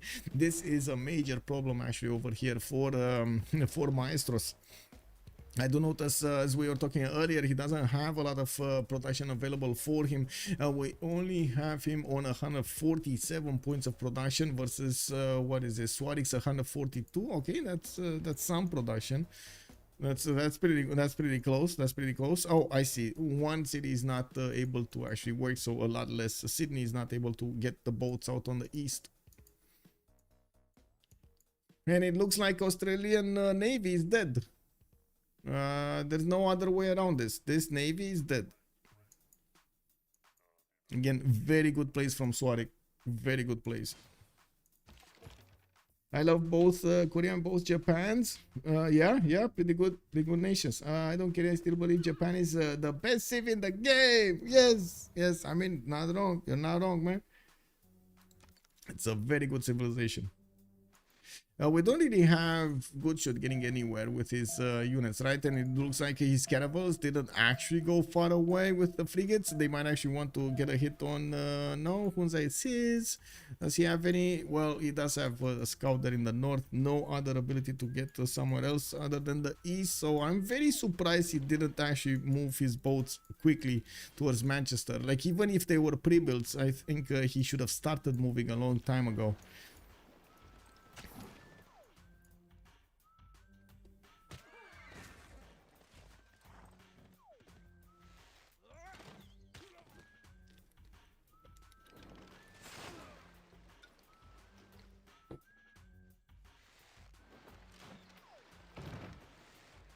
Okay, Bradford losing its wall defense. Looks like the Ironclad is getting in, but it's taking massive damage if it attacks. It did attack and it did take massive damage. He does have a whale tile over here to feast on and get back its health, and I do see England is starting to take down those trade routes. Getting 270 gold from popping that trade route. Shizuoka might fall here, to be honest. And I think it will. Yeah. Yeah, I think Shizuoka is gonna fall here by the looks of it. Some of the boats of Japan are starting to retreat from the north. It looks like he's just keeping good enough navy to keep going against Australia. Australia is hitting back and doing some damage, but not enough.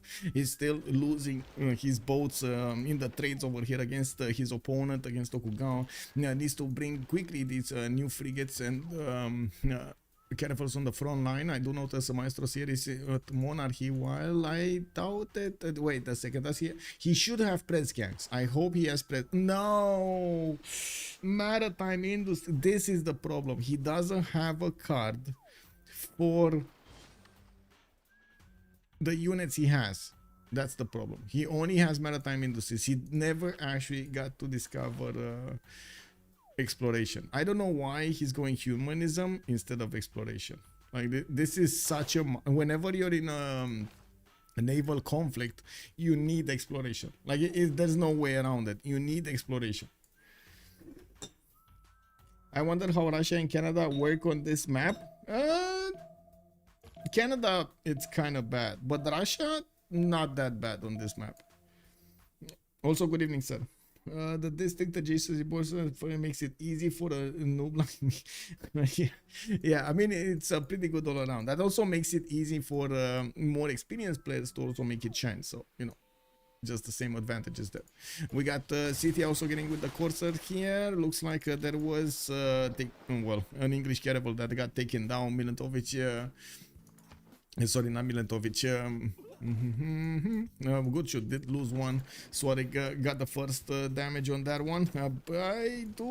Oh my god, he killed the Ironclad. He killed the Ironclad. Where's the Ironclad? There's no more Ironclad. How did the Ironclad die? Wait, he didn't shift enter out of the way? No. Yeah. Well, it is what it is. Now that city's dead anyway. It would have been so much more better if he still had the Ironclad alive. But anyway, he does have the Corsairs getting to wrap around the city of Sheffield. With the help of the trebuchets, he should make quick work out of those defenses. And of course, he does have crossbows to deal with the land units. Walls are going up in Shizuoka, significantly slowing down English ability to take over that city, while the Griffers are here. We got Cithia sending a few courses towards his opponent. And yes, they're going to need to go through that one samurai who's going to try to keep the hot gates closed. Let's see if he's gonna manage to keep them closed, because those coursers are running around everywhere trying to open up the lands.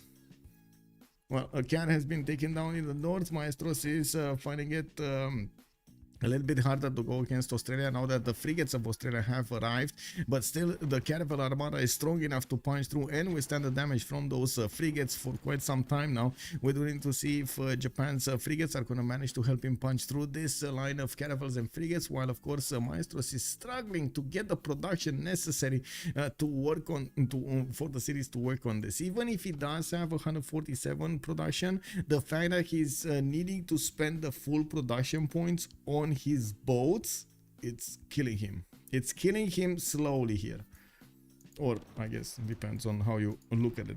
You might see it as it's killing him faster. Persia doing anything? Okay, getting encamped with armories. I do notice he's also getting the military engineer from Burica, from the general, to move around. He did get encampment in Pasagarde also.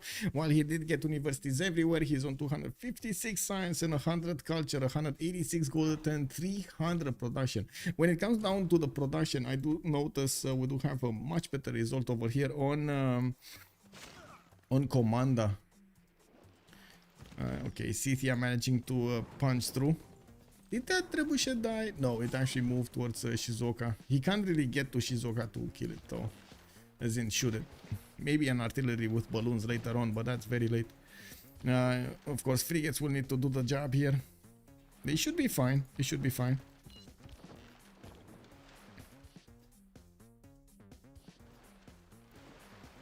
Okay, the fleet of Japan is about to get in there. It will kill off English fleet, by the way.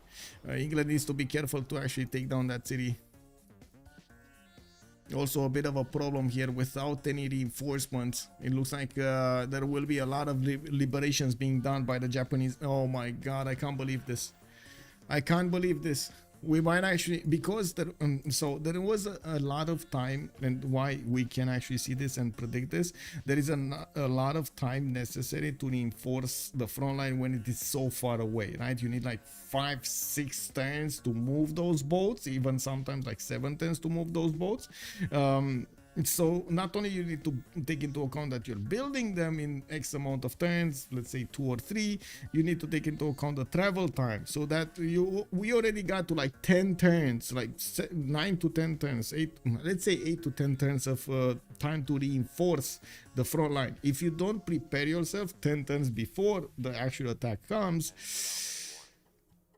you're not gonna be ready there, right? You're not gonna get them there. I'm not saying you need to do that every time. I'm just saying, if in this situation in particular, we do notice how Japan having a much closer advantage, home advantage, because he has the boats right next to his borders. He can get very quick reinforcements from the other cities, and of course try to gobble up the navy to take out his opponents slowly, using also his defenses to do that.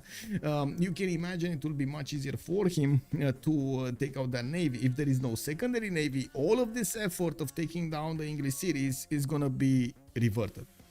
That is a problem. That is a major problem, especially in the situation that the Navy of Australia is dying to the north. Did Australia get that? No. Australia here. Oh my god. 6 turning a frigate, man. 4 turning a quadrim. What happened to this city? How is it? Oh my god, this is such a bad city. This is such a bad city. Anyway, is there a mode to see production values, food, etc. while in game yourself, or is it spectator mode? It is spectator mode, giving us this insight. If you're talking about these, like the food and the production points on this is just pressing Y. It's the lens. Yeah, just like the usage of public transport, you need to add half an hour to make sure you arrive in time. Exactly. Oh, that is perfect. Exactly, Colorado. Yeah, you need to take into account these little mishaps, you know, in traffic and so on. And this is where my prediction comes from, because England, by the looks of it, is not going to have enough boats to reinforce that north and east. I don't know what he's doing here. I guess he wants to handle Hamatana, give him a run for his money, but that's not really going to help him that much, is it?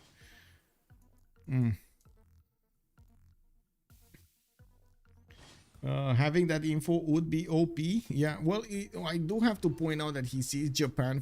He did put a spy in Manchester, so he sees the choke point. He knows there's only one single quadrim here and not any more reinforcements. He also has the information about military strength, right? We do have what is it? A good shot on 741 military strength. So he knows there are a few more bows somewhere. The second these pop next to Hamatana, he will know. The second this will happen here, he will know he is left open here to just do whatever he wants.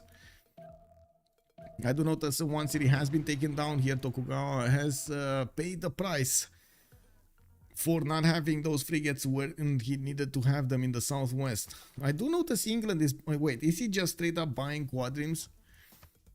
He is just straight up buying quadrims, right? With... Oh my god. They're buying like 2 quadrims a turn here or more. Okay. I do have to say Swarik was a little bit too fast on this, as in he moved these boats in a chaotic manner. They should have been clubbed up together. This, oh my god, this is unbelievable. This is turning around another time. He's not gonna get it. I thought he's actually gonna clump up his units and he's gonna go in a concentrated power. Like, that city was dead anyway. You couldn't really help it. So getting the boats with enough support bonus and next to each other and able to fight at the same time, I think it would have been much more important for the survival of the fleet in the southwest. While yes, he does have a decent amount of production, he's getting pushed on land by Scythia, and look at those frigates getting... I gotta say, he needs to keep them here, right? He needs to keep them in Osaka so he defends himself against this very aggressive Scythia from the north. A big blunder, I'd say, by Japan. Yeah, I mean, he just lost like 1 or 2 boats immediately because of that mistake. That's a problem. Like, he lost the edge of having number superiority here, and it looks like the gamble that Goodshoot did make with quadrants being bought over here, it might pay off if he does get another 3 frigates. I don't know about Japan anymore. And look, I gotta point out, look how fast our opinion of what's happening on the battleground shifted because of a few good or bad moves. This is unbelievable how much they impact the game. Right? You need to be so careful on how you handle everything, so you are at the right moment in time when you need to be. The samurai is the master of defense. Yes, that one samurai, man, standing alive, fighting against everybody. Wait, who played in that samurai movie? What was it? The Last Samurai or something? Wasn't it like Tom Cruise or something? Yeah. Not a bad movie. Wow. Caravel Armada remaining alive with 6 health. He can actually get it out of there and promote it to a level 2. Tom Cruise, there we go. Yeah, there we go. Man, totally actually forgot about that movie. Okay, Caravel Armada is safe. He's gonna get the promotion. This is enough of a navy to handle Australia here in the north, while he needs to handle the attack of Scythia from the north. He will need to get England back, and by the looks of it, England did manage to take out all of the fleet of Japan. Wow, massive turnaround.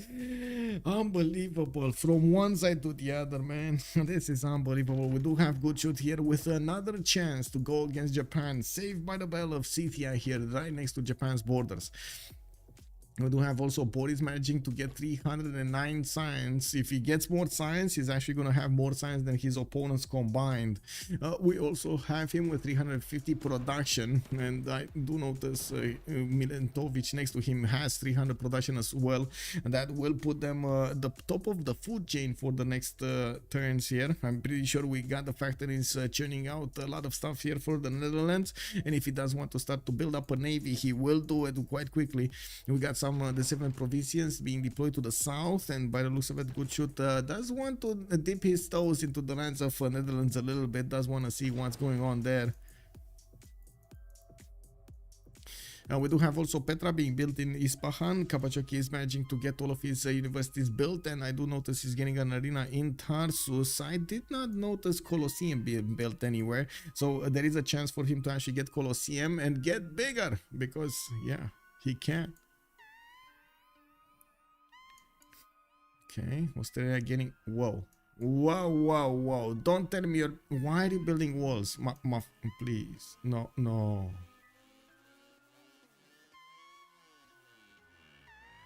Please, no. That production would have been a faster boat, a faster unit that you could actually use to defend yourself. Because these, I mean, if you give up on the coast, there's like nothing stopping these frigates from ripping apart your city's defenses. You might say, yeah, but I'm gonna get like a lot of catapults. Look how that worked out on England. You know, like this is a perfect example right here. Look what happened here. No, it's just, unless you get like bombards or something, you're not gonna defend that. He needs boats, and he actually is getting walls. Okay. 5 turns a caravel. Oh my god. He keeps on going for mercantilism. Okay. I mean, I believe that is a critical mistake there. Critical mistake. Is the difference between him having enough of a navy and him not having enough of a navy. Doesn't he get the bonuses for his outbacks, right? At mercantilism or something like that? So he's going for the production, and I think he's actually like just fully focused on getting that. What is it? Requires industrialization. No, he's not. He's not even getting that. Lol. He's not even getting that. Why is he going mercantilism then so fast? Why is it so important to get mercantilism? Nationalism, maybe I understand, but mercantilism? Kyber, good evening, sir. Is it 100 production or what? What's a 100 production? CS is about to naval attack. What is that black caravel? Yeah, that's basically the black pearl coming in. Yeah, I don't know what's happening here, but I think it died. I think it got killed by the English boats. Anyway, it looks like the attack of Scythia has fallen off. We do have the Japanese frigates managing to win the day. We also are 1 turn away from getting the new one. And why is boat production on Australia so slow? He doesn't have press gangs.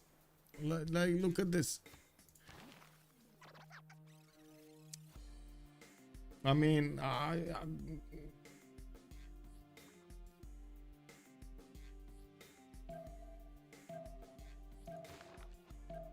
yes,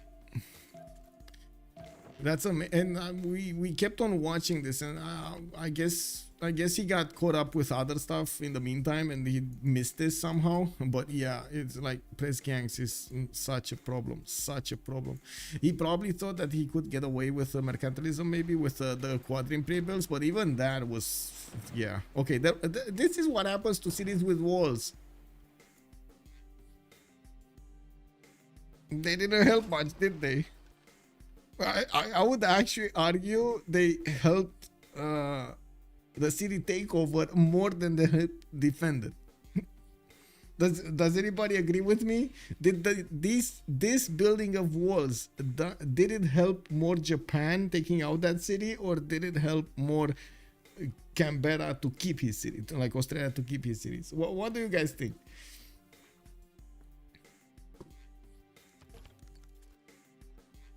And giving experience, yeah,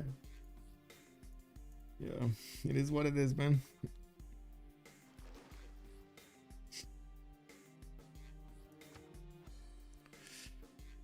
I gotta give it over here. Milentovic and Kabachok are making quite a good game to the northwest. They have been staying away from war, and I do see Colosseum is going to be built in Harlem, not in the lands of Persia. We did have him with the statue of Zeus finishing, and I do notice he's getting industrial zones, more of them.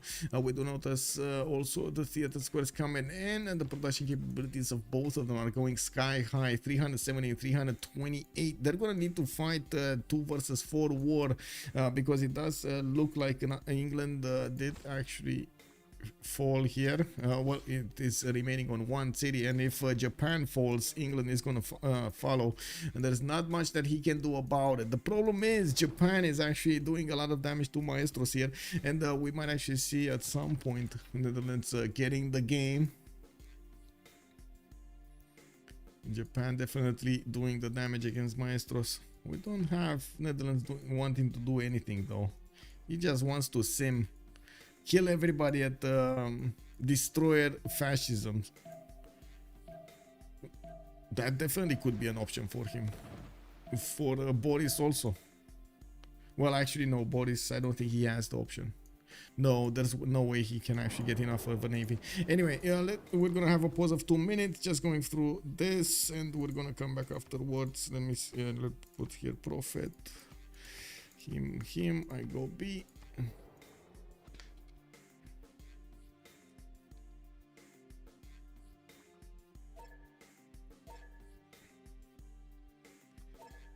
Be right back.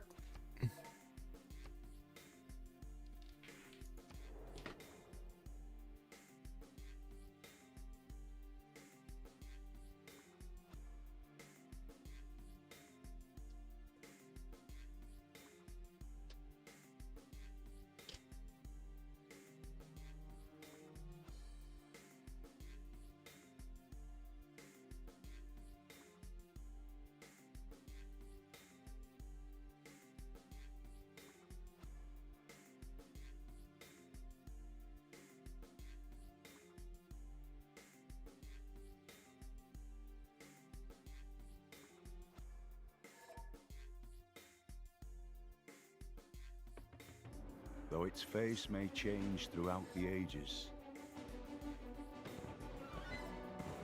history is written from the hand of the victor.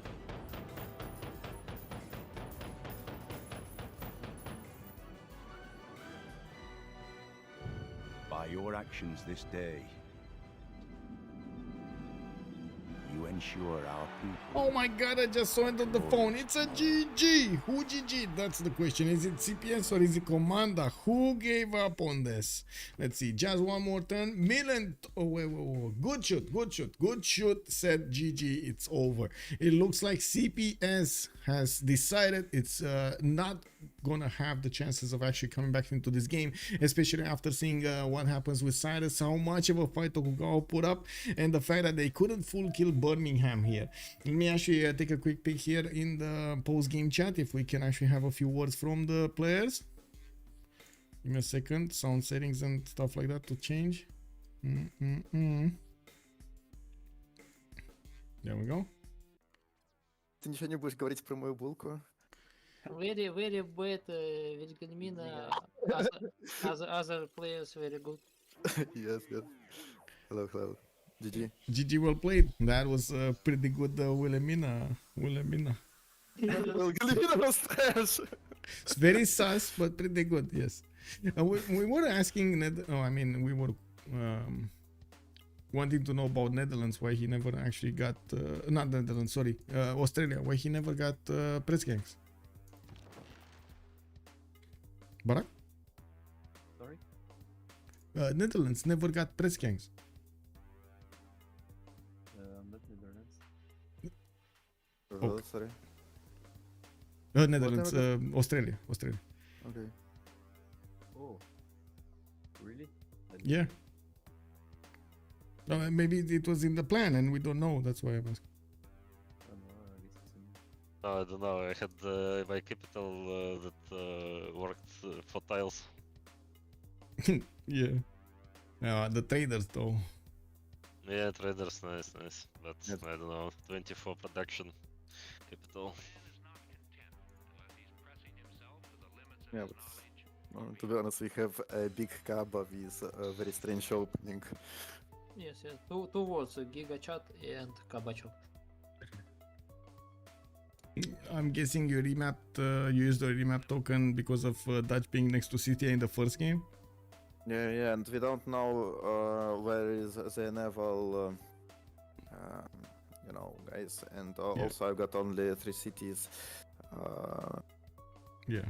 And to be honest, I also don't like the position of our team because we don't have a lot of space.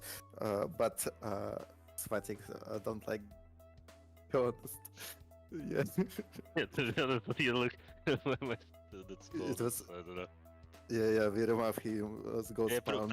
previous spawn, I had free two.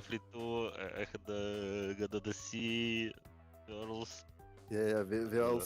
speaking in Discord and from Svatik it was like silence for 30 minutes. To be honest, yeah. Yeah, but then. I don't know, we have a good position here because we have me and Kaba sim and Egypt can sim. So yeah, we know that England will be dead, but he do a lot of stuff. He rolled 2 people. As I remember, Elizabeth don't get the second golden, so Yeah, he didn't. yeah, so Yeah, the good for us that I have one tail choke from Civ6. If I didn't have one tail choke, I think I don't know. For you guys, how did you see Kabul and Geneva? didn't remember how is. I think Remember. both come to us from Yeah, yeah. Geneva. Yeah, a lot of- Oh, okay. All the Yeah, Yeah. Geneva's bots come to. I see. Yeah, and also we wanna play, to be honest, tilted access because you don't know, but in Russian night teamers we for a month playing tilted access. Really? You like Oh, to... yeah. Wow. Yes. All of our team played a lot of tilted access, and we think that you will pick Pangea, but we just blessing that we'll get the tilted access and we get. And another fun station. To be honest, none of our players that play today don't usually play Vilgrimina, but we take it because it's really. Well, we were going for Pangea, but we play so much Pangea that we were like, okay, let's have a bit of fun and change the map. And well, it didn't go so well, so I don't think we're going to do that choice ever again. Yeah, you want to spin the casino wheel on tilted axis. Okay. It's not, to be honest, usually a casino, but We kind of like the map though, but it's just that yeah, it's a bit gamble, I would say. yeah, that's true. But the GG. first, yeah, It's a game. Yeah, it's a big game. Yep. GG, well played. GG. See you. Is anyone interested in teamers? So there we have it. We heard from both teams over here. Barack only joined us from CPS. I would have loved to hear a bit about their opinion of the game and how did it progress, their challenges throughout, and of course to know about the press gangs and what did happen over here. What was the plan with Egypt on the west? They definitely had a lot of problems here to defend. That was wait a second. I think we did talk about we did talk with Barack, but anyway, we did have Kid managing to overwhelm his opponent and did quite well, but unfortunately it wasn't enough to stop their opponents from winning this. Persia got too big, Wilhelmina got too big, too hard to handle, I would say. We do have another game tomorrow. Let me actually take a quick pick on my schedule and see what is going on tomorrow. Give me a second over here. What do we have? Upcoming games. Goal by Library. Oh, this is whoa. I didn't actually get the game on tomorrow. I'm gonna set up over here the game pretty soon. Give me a second. I'm pretty sure I did have the schedule. There were a few games on Saturday. Why So Serious versus Suomi. That's the game we have tomorrow. It will be a little bit earlier. That's 7 p.m. my time, not GMT. That's actually 1700 GMT. We're gonna see each other tomorrow, a little bit later in the day, a little bit earlier in the day, and hope in the meantime you're gonna have a lot of fun with Civilization 6. I do also hope if you did enjoy this, you're gonna throw this a like on YouTube and you're gonna follow and subscribe to the channel. I hope we're gonna see each other live on either Twitch or YouTube, depending on what platform you choose. And of course, if you do want to take a look at my schedule, you can figure it out on my Discord, exclamation mark Discord, on my Twitch, or take a look at the video description down below. The details of this particular game will be included soon in the in the next few hours, when the video will be processed by YouTube and so on and so forth, and I'm gonna get the chance of actually editing the details over there for the chapters and everything. Thank you so much for everything, much appreciated for the support, and I do hope we're gonna see each other next. Bye.